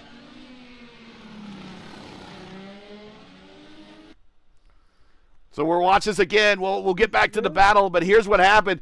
Stanley got the run, and this is. I'm sorry. I don't know if Falkingham can hold him off.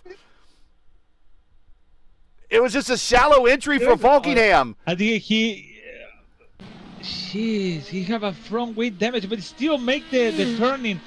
I don't know how. Maybe Stanley have the damage on the car too. I think it's just, he goes into the wall off of 8. 9, 10 here in 11. So he should have a long run on him here on the main straight. Now in real racing, he would have less drag, but iRacing, it might simulate damage and might simulate drag. He actually pulls away a little bit.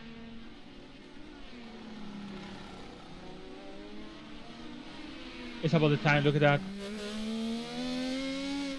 It is gonna be about the time, especially in this section. What is that? A lot of downforce you have to use on the car to turn in the car. But still, I don't know how he do that stuff.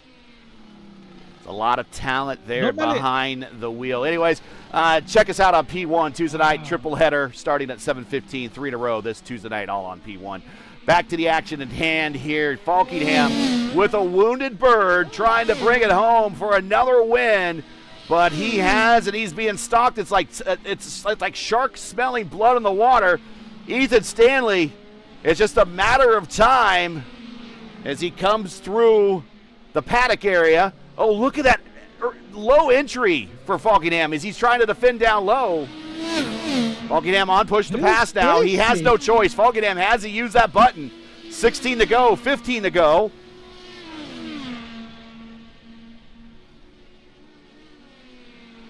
Maybe one more push of the Ethan Stanley could be make a mistake on Daniel on the turn 1.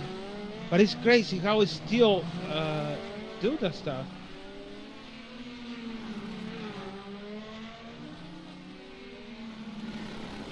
Oh no, that. Oh, smacks the wall. Just a little kiss. And Falkenham's got to see it. He doesn't have a meatball, so he doesn't have to answer the call to pit road. But he's got to see that. He's got to feel it too. So here we go. Good run through the corner. Stanley on push to pass. He's there. He's going to send it to the inside, and he's going to send it, and Falkenham cuts across the nose. My God. Oh, wow. Taking a high road through. Changes his line through now into 11. Both on the button.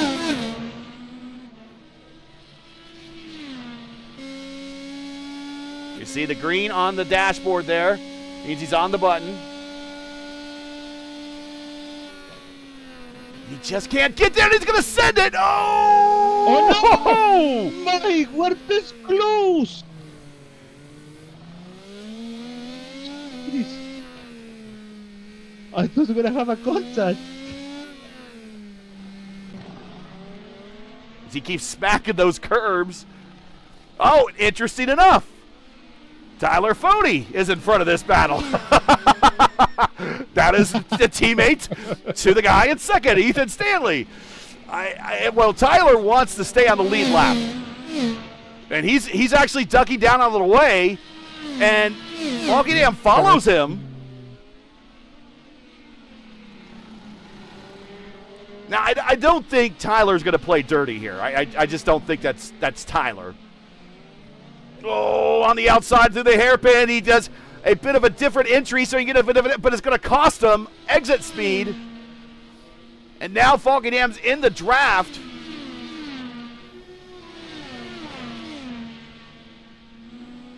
But he still can't get around Fode. Fode wants to stay on the lead lap, so he is not willing to get out of the way.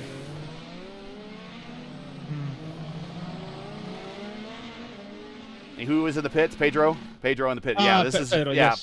Final stop. So we're going to see if Micah Mixer, who is now entering the pit, entering the hairpin, is now on the main straight right now, should pass him. This should be his chance to get on that bottom step, and he is. So he is now up to third.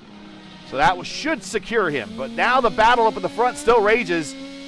Stanley's there. Fode gets out of the way. But Fode again needs to run his race. This is crazy, man. There is really good race with 13 to go. It could be maybe 113 to go for Daniel to finish the race. It's just less than that. Ooh, we got lap traffic, and we got more lap traffic. That's Gavel, who just gets out of the way. But again, Fode, tail end of the lead lap, 5th spot, trying to stay on the lead lap. I mean, he's getting the pass me flag, but he has every right, Lewis, to fight to stay on the lead lap. He has every right to do this. I don't think he's doing anything dirty, and he's doing everything that I would do. I want to stay on the lead lap. With 12 to go, I've spent way too much time. I got too much skin in the game to give up right now to go down a lap. Oh Stanley! Oh yeah, it's not like a Formula One. It's a rule to let pass the car because the blue flag. He's getting out of the way. You have to find it. This is the way. Now is the no. Well, he needs to get back in position to make the turn for himself. Otherwise, he puts himself at risk if he takes a shallow turn. It is coming off the corner, and that extra line that Fode's trying to stay on push to pass. He goes high, he goes low. He's trying to break the draft. Falkenham's there. Podium puts to pass. Look at that, how defended. He can go. Oh, but I think Stanley, if he were to take a normal line through 11, he would probably come out faster. But he's doing a bit of a different over/under type line. He's doing a shallow entry, wide exit. Oh, gets out to the wall. And, you know, just lurking behind this battle is Brian Blauman, who is the third Lake Norman car. And here comes Ethan Stanley to the inside. He's going to get a wing there. He's on the button. So is Falkingham. Falkingham blocks to the inside.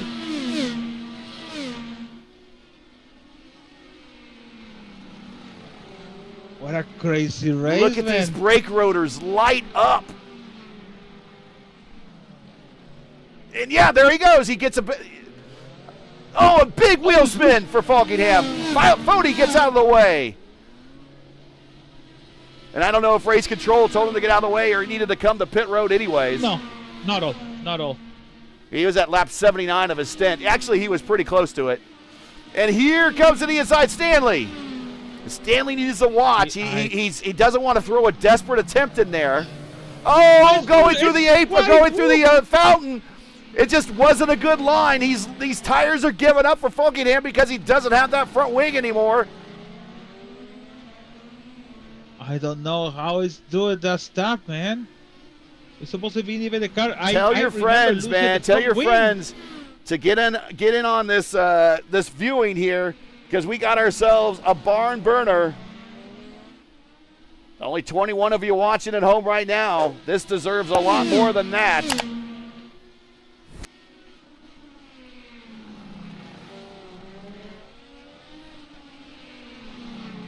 I remember. Oh, is he going to get there? Oh! Man. He gets loose, but he's going to have himself a good exit this time and a drag race down the front straight.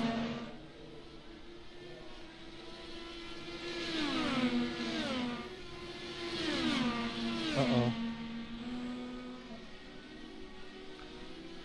Coming down Shoreline Drive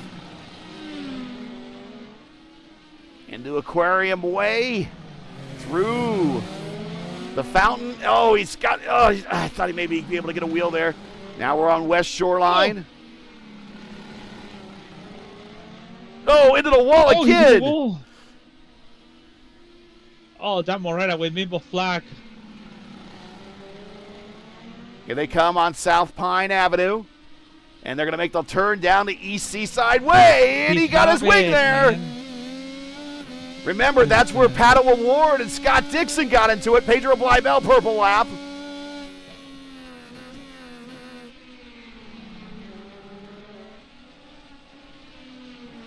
Now can Ethan adjust his line through this corner and maximize the exit? That's what he needs to do. Tries to go to the inside, runs through a lot of tire debris. It was bad.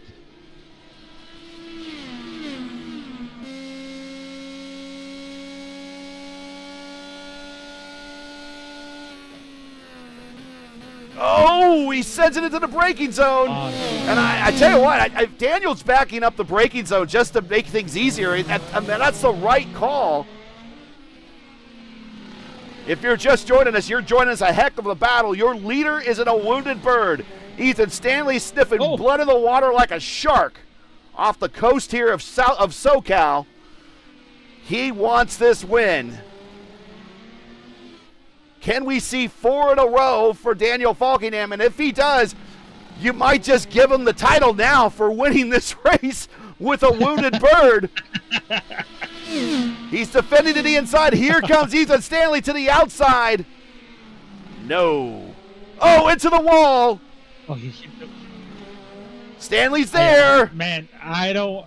Oh, he really slows down. Here's almost a dead stop drag race off the corner down the main straight. Coming to 7 to go. And you thought the finish at Portland was close. We're going to see another photo finish. Yeah. Here he goes on the outside coming into the turn 1 braking zone. No. Into, the fountain.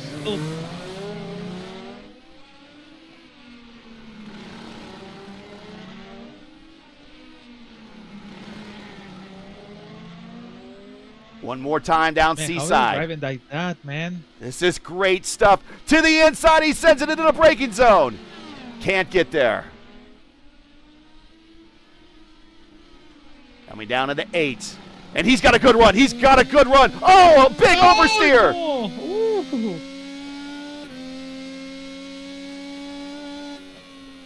Here's your push-to-pass situation. 37 for Falkingham. Stanley has twice as much.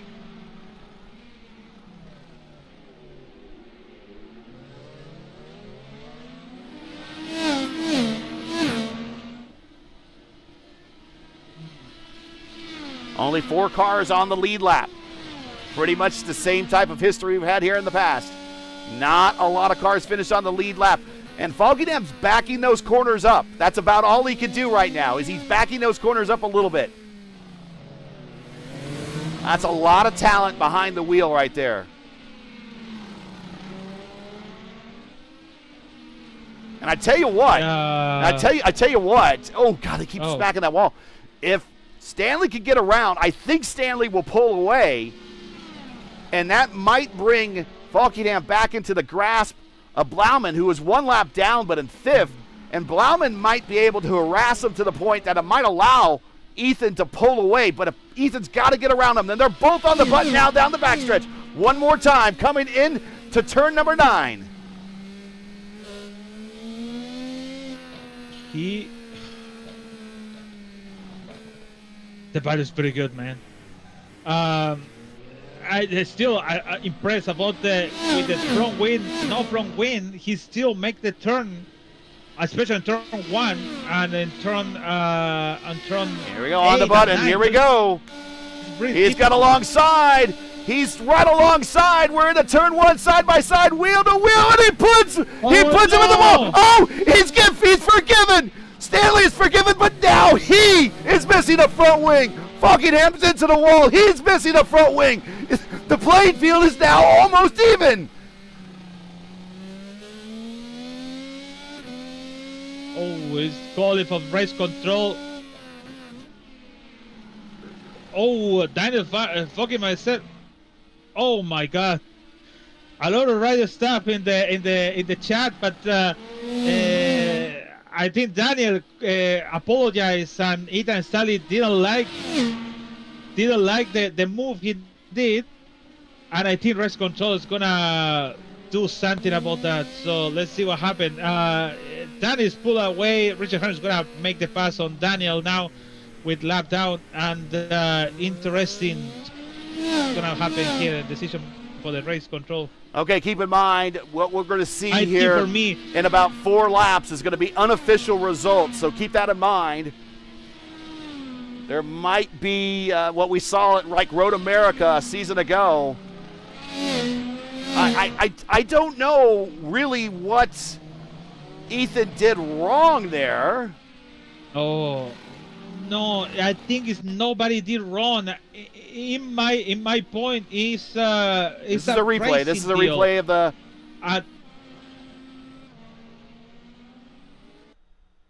For me, it's a racing deal, man. I think here's. I'm trying to get a better shot of the. Here it is. Just, I don't know what Stanley did wrong here. I don't know what either one of them did wrong, to be honest with you. I mean, I'll let chat make that determination. I thought we were riding with Stanley when it happened. I thought he lost his right front suspension, and it got snapped back into place. Well, I can put this on the table. If you go for outside, supposedly inside is your line to make the pass. If you go to outside, you have the chance. You have the 80% chance to go to the wall, and I think, oh my God, and I think Daniel Falkingham we're gonna have a drive 2 penalty because the incident is coming. He's actually in the pit now.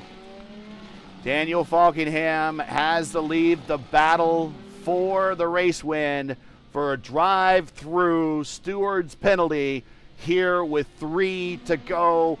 Ethan Stanley is going to move on by. Micah Mixer will walk his way up into second position, improving 28 spots. Pedro Blybell now gets around Falkingham. He is going to get the third step of the podium. Well, there's still racing to be decided there. There's a battle between third and fourth right there. That still might happen. But I think Pedro is probably going to be able to hold him off with a complete set of wings on his car is definitely going to help out there. But Ethan Stanley now 2 laps to go here at the beach, looking for win number 9 of his Elite Racing League career. That's going to tie him, Lewis. It's going to tie him with Henry Bennett, third all-time. If this win holds up, this will tie him with Henry Bennett, third all-time, with 9 wins in the Elite Racing League P1 IndyCar Championship. Yeah, that's my amigo Henry Bennett. Pretty good guy. We battled for the Fixed Series a long time ago, and well, he did a good job in that. So I make a mistake actually, and he won many races. So yeah, that's a really good. That's a really good standing for Ethan Stanley. I know Ethan Stanley was he pushed for everything and he did a good job, and now he gonna win the race if it's not spin on the tracks or hit the wall or something like that. But a nice stand for him to in this league. So I'm really happy for him. He did a good show. He gave us a good show in the for us actually. Sorry, Michael Mixon, man. 28 spots. Ethan Stanley last season at Mexico City, the inaugural running of that event. And a partial schedule. He only ran the road courses in Indianapolis, and every single race, just about every single race that he was involved in, he was in contention, including Indianapolis, where he finished on the podium. And he is looking at win number 9 to add, if it holds up. And I believe it will at this point, but consider all the results unofficial. This will move him into third all-time. Only behind Alex Van de Sant, who is in second, and Adriano Pinero, who's your all-time wins leader. But a battle for the ages on the road course. Ethan Stanley just hangs out, and did exactly what he needed to do. And he gets the breakthrough win of the season, snapping the 3-race win streak of Daniel Falkingham, and he is your winner at the beach. Micah Mixer with a race that really, I'm going to say, is probably one of the better races we've seen all season long by a single individual effort. Improves 28 spots to come home in second position. And boy, man, if that collision between Stanley and Falkingham was a little bit more violent in turn 1, Micah could absolutely be a possible winner here today. Pedro Blybell comes home in third after leading so many laps. And Falkingham, not the finish he was looking for, but it's going to be a finish that's going to put him still in the points lead and give him some more points cushion between himself and Tyler Fode. Brian Blauman comes home in 5th. Here is Brian. And this is kind of one of those races where Brian's got to think back and just think what could have been if he just didn't go wide in turn 1 on lap 1 and some other things that happened. He comes home in 5th.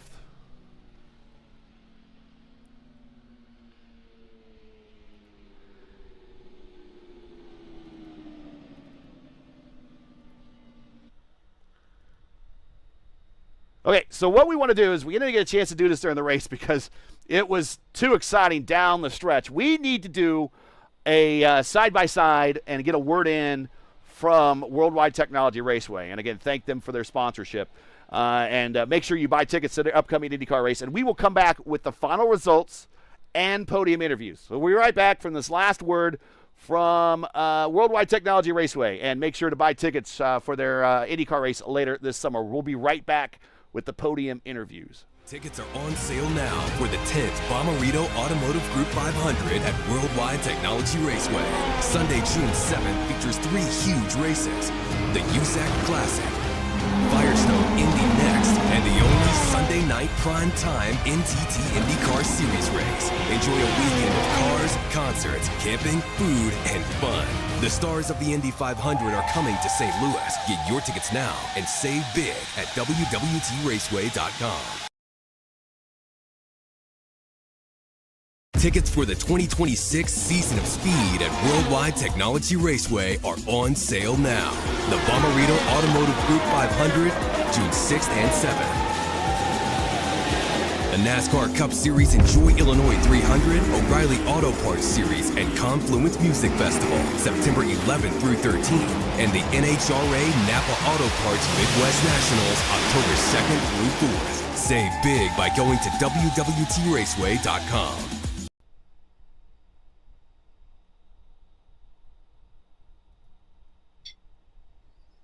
All right, we're back, and here are the final results for tonight. Ethan Stanley with his 9th career win, first win this season, and breaking the 3-race winning streak of Daniel Falkingham here at the beach. Gets the win, and really this place, Lewis, this place owed Ethan Stanley one back. And I think the place gave it back to him today. We'll talk to him about that and see if he felt like the place really did owe him after what we saw a year ago. Micah Mixer with one of the best individual racing performances that we've seen all season long, comes home in 2nd. Pedro Bleibel in 3rd. Daniel Falkingham in 4th. Brian Blauman in 5th. Tyler Fody in 6th. Chad Frankenfeld 7th.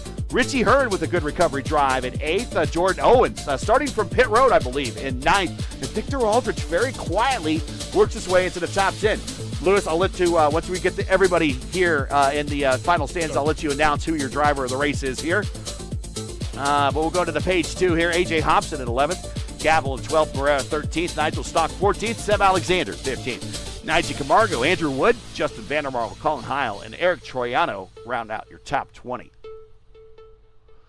And we got Ryan Schold, who goes from a podium a year ago to 21st today. He'll want that one back. Dan Durazo with a great race. Unfortunately, not the finish he was looking for. Comes home in 22nd. Gavin Hibbs, 23rd. Greenlee, 24th. Reblis, 25th. Hunter Ingrave with the DC. Well, not the first guy to have a DC today. We'll probably be talking to Pedro about that here in a second. Comes home in 26th, but DC's while leading. Al Frary in 27th. Jim Herrick, 28th. Paul Mini-Letters in 29th, Clindy in 30th, just inches from the start-finish line.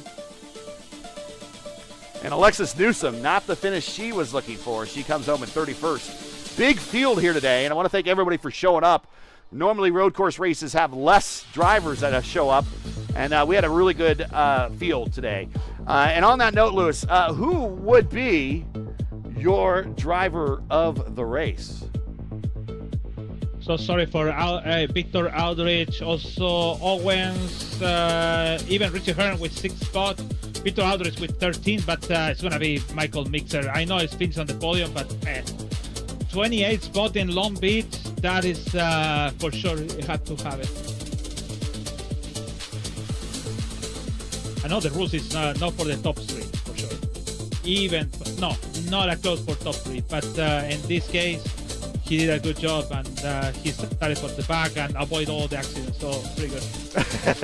So this is Lewis's award, so he gets to name the criteria. Yeah. So if you don't like it, find an award named after yourself and you do it. But Send the letter to all right, let's get into the interview room.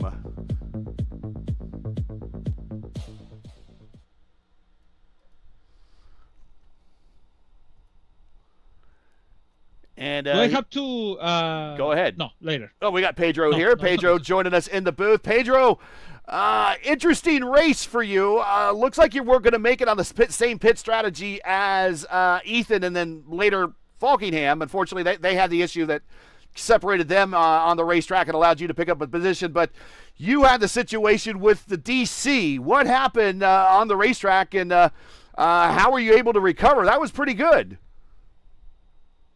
Hi guys, I'm not very good in English because I'm from Argentina, but I I can hope help you you, man.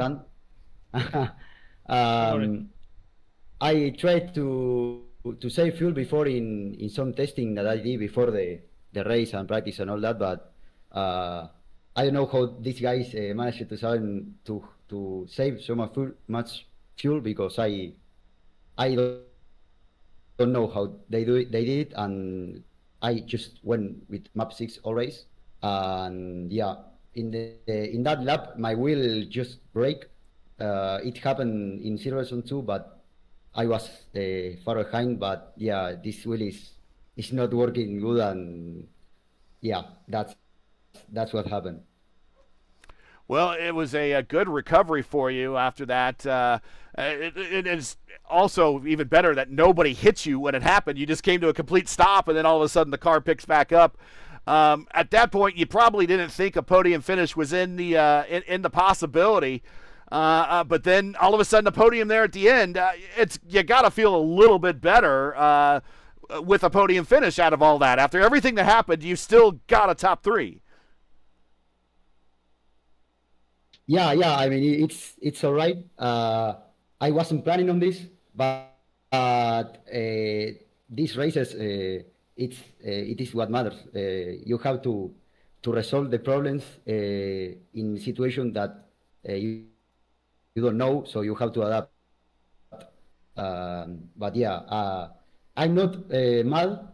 I'm not down, but I am not in the position I was trying to be.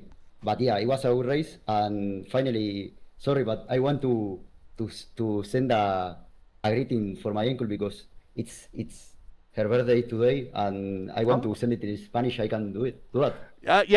Luis, tell him, go ahead in Spanish, tell him that he can do his shout outs and say anything he wants in Spanish. Go right ahead. You can tell him that. Puedes hacer lo que tú quieras. Aquí es tu momento para decirle gracias buenísimo. a tus sponsors, para decirle gracias a la gente que amas. Así que esto todo para ti. Tómate tu tiempo, lo que diga, lo que Yeah, quieras. I want to congrats Micah Mitchell and Ethan Stanley and of course Daniel Folkingham because they did a better race than me. They were faster than me too. But I want to thank Luis Núñez too because he's a great person and he has helped me a lot in sim racing, and of course thank to my team, Measures Esports. And finally, I want to greet my uncle, that is Martín. Te mando un feliz cumpleaños. Espero que le haya pasado muy bien. Y también te mando un saludo, un abrazo grande y espero que le haya pasado muy bien. También a Maxi, que sé que está viendo las carreras, así que bueno, gracias. And that's it, guys. Thank you very much. Sorry for that. No, that's fine. We love the foreign flair. Congratulations, Pedro. Good to have you finally here on the broadcast. We'll see you in a couple of weeks when we go to Fontana. Congratulations on the podium finish here tonight. Thank you very much. Great TV transmission, guys. Keep it going. Thank you. We do our best. There you see Pedro led 25 laps here tonight. Let's bring in Micah Mixer. There he is. Micah, despite finishing second, Luis made an exception for you, and it made you also the Luis Gonzalez Nunez driver of the race with what an effort. Started 30th, improved 28 spots. One of the better driving performances we've seen in quite a while, certainly on a road course. You got to be asking yourself the question right now, though. What if I was able to qualify a little bit better? Well, that's the big question, because I was doing Sebring practice with my team, got out of the session, was like, wait, what time is it? Checked the my league page, and there was 2 minutes left to qualify. So I came in with no practice, nothing. Started dead last, got up to 18th before turn 1 somehow, and just played by ear the fuel save. Well, let's talk about that start. You picked up a lot of stuff. I mean, really early on, we saw that right off the bat, somehow you picked up 13 spots, and I'm sure that the frackets on the front stretch on that standing start was a good portion of that. Coming into this, not even practicing a standing start. How did you? I mean, that's pretty remarkable. On top of everything you're telling us, you came in with no practice, didn't even practice a standing start, and still pulled off a standing start and picked up 13 spots on the first lap. How'd you just make it through all that? I mean, to quote an ARCA driver, I put my foot on the floor until I saw Goddard checkered flag. Pretty much. Yeah, I just floored it, went for gaps that I saw, and just came out the other end, I guess. Yeah, and then I think I was map 6 for most of that first run until I got behind Seb and realized people were fuel saving. And I was like, well, I guess I'll fuel save too. Got to lap 30 and just kept doing 30 lap stints, and it worked. Yeah, so, you were one of only 3 drivers. It was yourself, Stanley, and Falkingham that were able to pull off the 30, 60, 90 strategy. And the thing is, it sounds to me that while you're talking, you kind of wandered into it. You weren't planning that strategy starting the race, but you just kind of wandered into it. Yeah, I saw it was 90 laps, and I knew fuel was going to be close. I didn't realize how close it was going to be. But that first stint, I was just like, let me just try to get to 30, go from there, and then every stint after that, I just found the fuel number to hit, and then hit that fuel number. So, worked out. I don't know, Lewis. I think this guy needs to go buy a lottery ticket tonight because no practice, no practice standing start, and kind of walks in to the fuel save, and it works for him, and he comes home in second. For a while there, it was just looking like there was just the bottom step, and that in itself was pretty impressive, getting to the bottom step. But then the penalty issued to Falkingham to allow you to make the pass while he did the drive-through brought you up to the second step. I mean, a hell of a drive, Micah. Congratulations.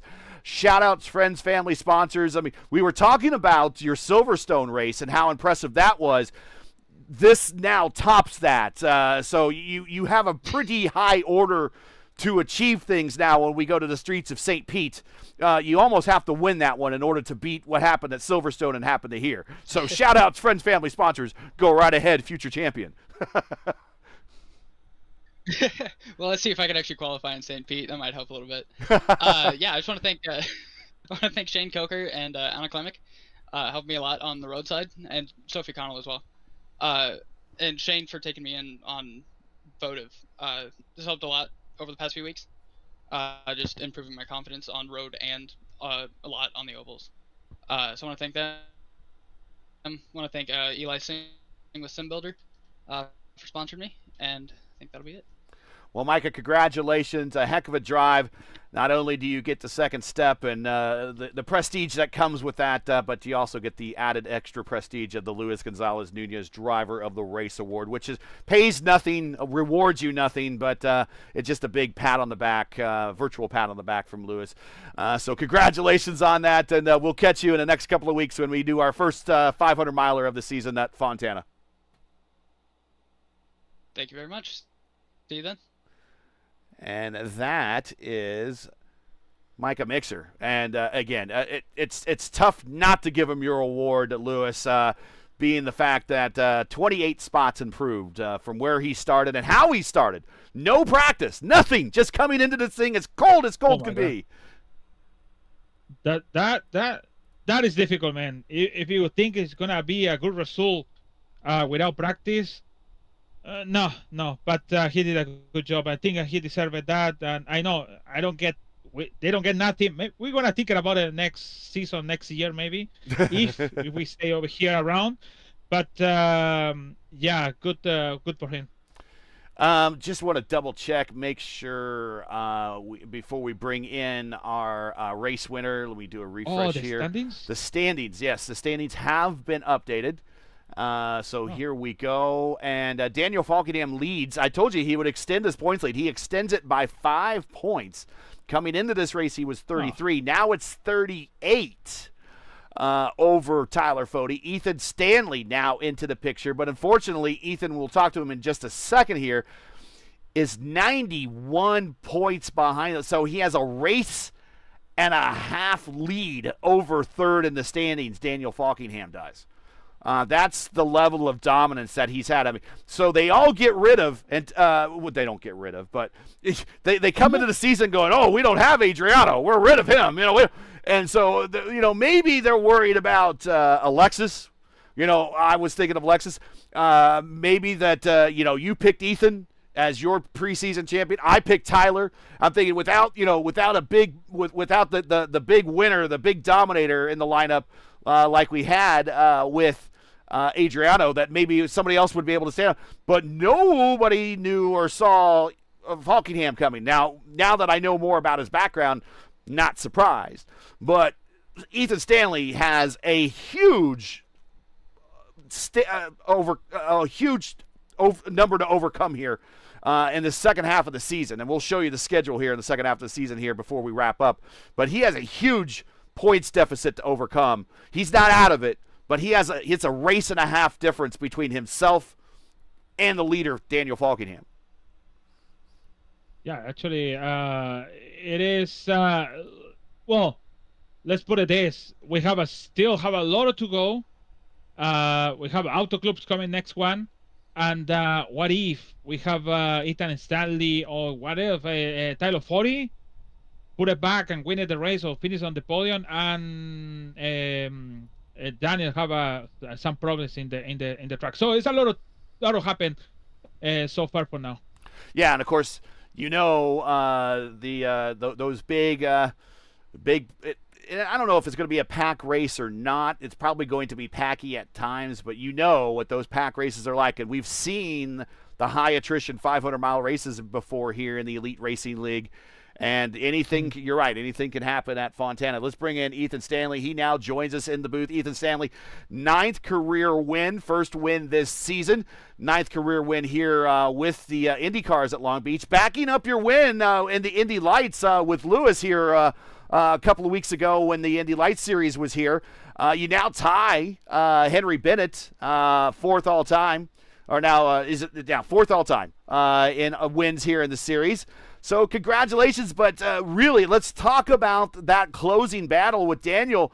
He lost the wing, and you ran him down, but he was still very tough to pass.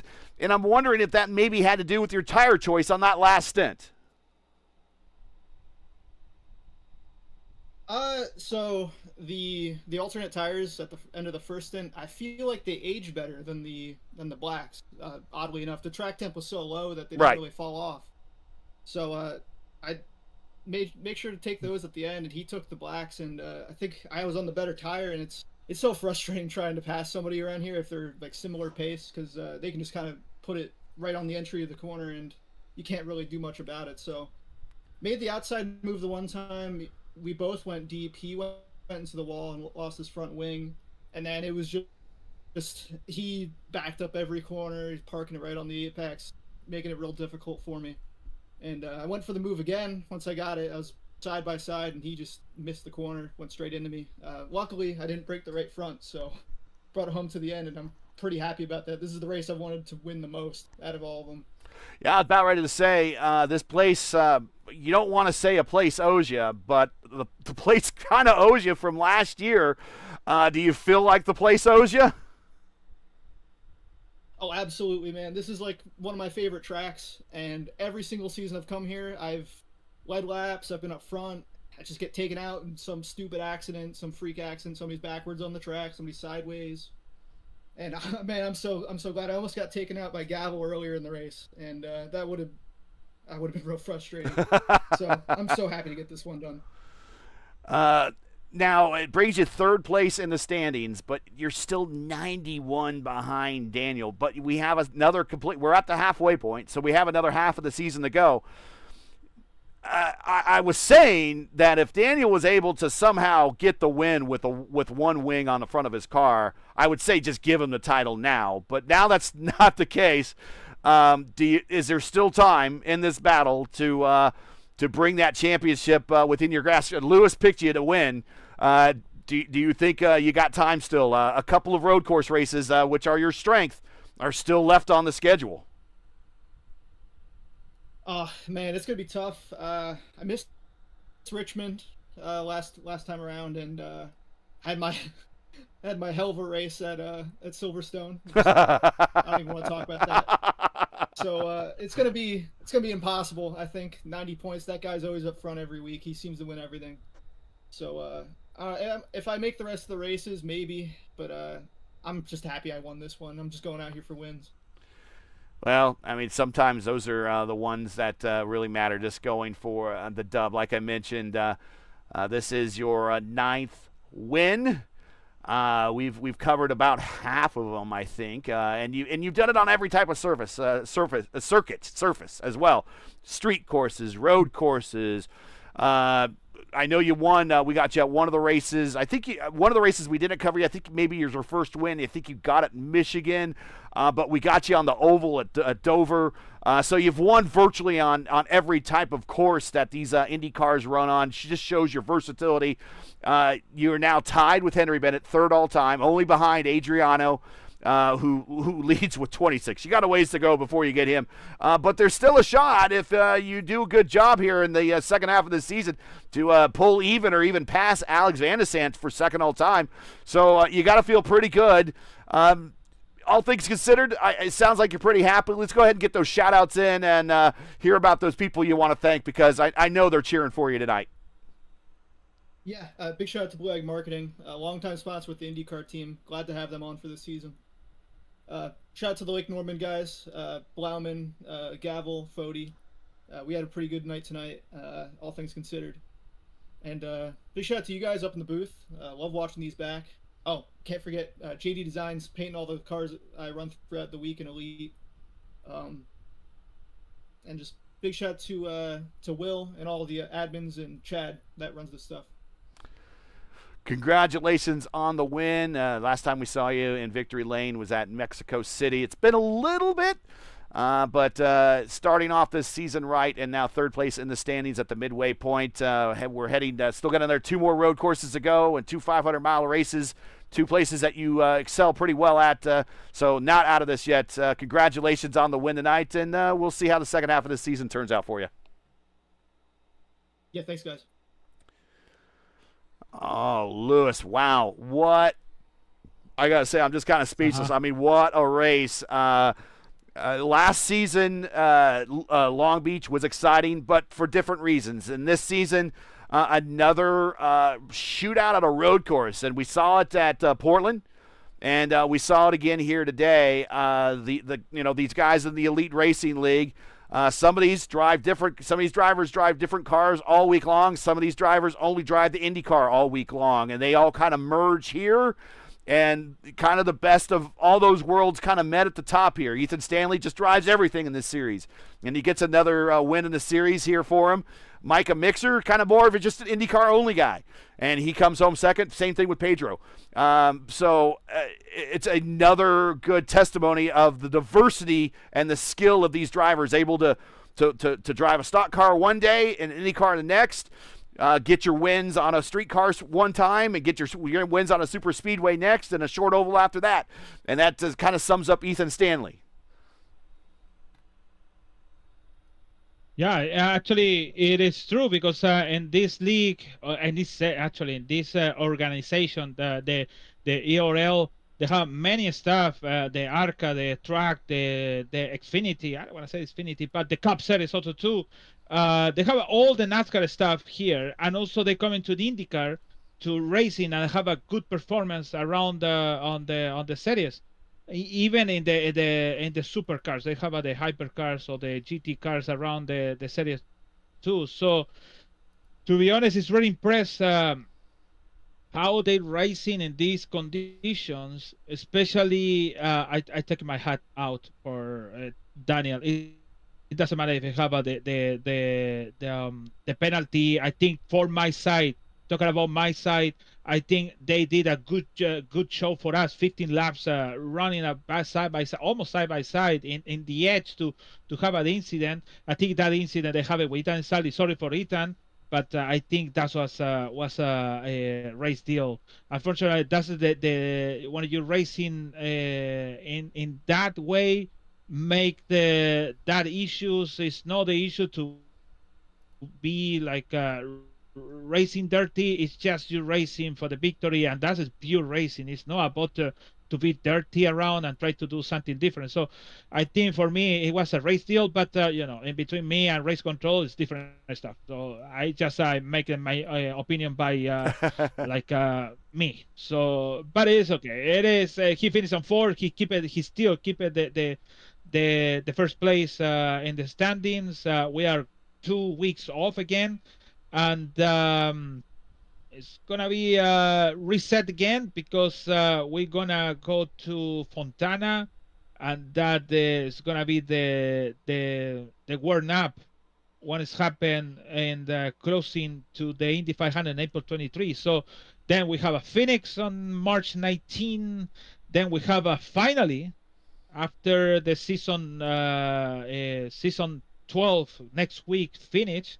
We're gonna have a St. Petersburg, so you have to spend money for St. Petersburg to have it in our computer, and then we have the 6th annual of the Presley Sora Indy Grand Prix, and then we have this big week with the qualifying for the 16 running of the Lucas Oil School of Racing in the 500. In between, we're gonna have the restarted or the start to the season, the Indy Light, with the Indy GP on the Indy Light series. So it's gonna be in P1 broadcasting. So it's a lot to those. A lot to go in there. We have like I just said, half away, and Daniel is pointing or is going to be the guy to beat in this season. And I think how he did today without win from win, that is really impressed for me. I really impressed about the way he keep the car over the pressure of the Ethan Stanley and finish up there. So good for that, and congratulations for the podium for today. So see you in March 12th from the F5 Challenge 500. From Fontana, California, Auto Club Speedway. Let's see. Stats. That's a lot of names, no? What's that? That's a lot of names for California, Fontana. Yeah. Okay, so Ethan Stanley in his career in the Elite Racing League. That's just not IndyCar, stock car, everything. 418 combined starts. This is his 72nd career win in the Elite Racing League. 196 top 5s and 262 top 10s. And again, his 418th start altogether. And then with him here, just in the IndyCar series, his 65th start. 9 wins now, 30 top 5s and 38 top 10s, and he still, I think he's even told me he's still kind of learning a little bit left in these cars, so it's just dangerous to know, that he and Fogelham are still kind of learning these cars a little bit, but there you go. That's the stat line for Ethan. That's going to do it for tonight. We'll give everyone back their Thursday nights. Wow, we get to start the weekend. IndyCar is back in action this weekend. Don't forget the IIS. That's right, an IIS this Saturday, 1 p.m. Eastern time over on P1. Just an exciting opening weekend of IndyCar. And what a great way to start off that IndyCar weekend with just a great race here. And I tell you what, Daniel Fogelham checking in chat, he could be very sour at this race. And if he was, I wouldn't blame him. But he seems pretty positive in chat. And I think he knows that a bullet was dodged around the board here, across the board. And he's still in the championship lead going into the second half of the season. And all things considered, it could have been a whole lot worse. So going into the lead with 5 points more, going into the next race with the 5-point bigger lead than he came into this one, he's got to feel pretty good still at the very least, even though he didn't get that 4th consecutive win and didn't even get on the podium. He really dominated the stage, showed everybody that he might have, if he doesn't have one hand on one of the handles of the cup, this championship cup already at the midway point. He might be touching the base of it with his finger going, this is mine, this is mine, this is mine. We'll see. We'll see. All right, let's get on out of here and give everyone back their Thursday night. So that's going to do it for tonight. Once again, your podium here for the 6th annual F5 Challenge Long Beach Grand Prix. One of the crown jewels of the 2026 calendar year is Ethan Stanley with his 9th career win, now 3rd all-time in the series, tied with former champion Henry Bennett, Mr. 007 himself. Micah Mixer, what a race of a lifetime. Probably one of the better individual performances I've seen, and I've done a lot of these races that I've seen on the racetrack, probably outside of Adriano going from, 39th at Pocono to the win a season ago? Yes. Right, it ranks right up there with that one right there.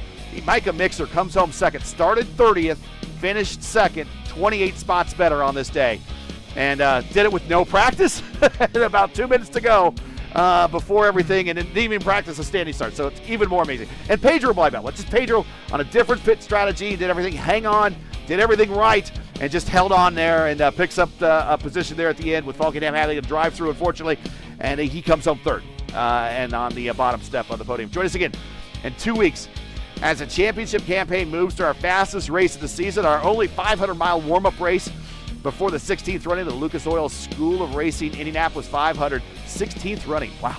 As the team of drivers just head about an hour north of here in Fontana for the F5 Challenge 500 Auto Club Speedway. Rest in peace. Coverage starts around 7:45 p.m. Eastern Time right here on the Elite Racing Network. Again, that's 7:45 p.m. Eastern Time. It's a 500-mile race. We're in for a long evening, everybody. You can find everything here at YouTube at youtube.com. Just keyword search Elite Racing Network. Now, as you know, the YouTube algorithm game is not easy, so please help support ERN with the weekly grind. Leave a comment below. Let us know what you thought of tonight's race and you enjoyed tonight's coverage. Support us by smashing like in the video. If you do, click subscribe, and while you're at it, hit the bell for weekly reminders so you don't miss out on more of ERN's other iRacing programming, including the Tanks.GG Truck Series. They run Sundays at 8:30 p.m. Eastern Time, and the Racecraft Grand National Series. They run Mondays at 7:30. But if you have an itch for more IndyCar racing, and we know you do, check out P1 Broadcasting Open Wheel Road Racing Monday night doubleheader with the iRacing IndyCar Open Series running at 7 p.m. Eastern Time, followed by the official iRacing Indy Next Road Series at 9 p.m. Eastern Time. Racing, however you like it, can be found right here on ERN or over on P1. Tonight's 6th annual Long Beach Grand Prix from the streets of Long Beach is proudly sponsored by F5 Challenge. This nonprofit organization enriches lives through face-to-face fellowship and exciting adventure challenges in a faith-driven environment. Their mission is built on the 5 F's: faith, fellowship, fitness, fortitude, and fun. F5 Challenges inspires people to lead active, connected, and purpose-filled lives. To learn more, to get involved, visit their website or follow them on social media. All the links you need are in the description. The Elite Racing League IndyCar Championship naming rights are paid for by, that's us at P1 Broadcasting. P1 is an esports broadcaster specializing in online sim racing on the iRacing platform. P1 is a proud supporter of the Elite Racing League's IndyCar US 500 and the Triple Crown Challenge. To learn more about P1 or to request a quote for your league and your iRacing league, check out their social media links. P1 can be found on YouTube, Facebook, Instagram, X, and Linktree, and you can find all the links you need in the description of today's broadcast. A special thank you to the Elite Racing League's premier sponsors, Blue Egg Marketing, Worldwide Technology Raceway, Lucas Oil School of Racing, and Tom Bolin Ford. Don't spin your wheels, accelerate success with Blue Egg.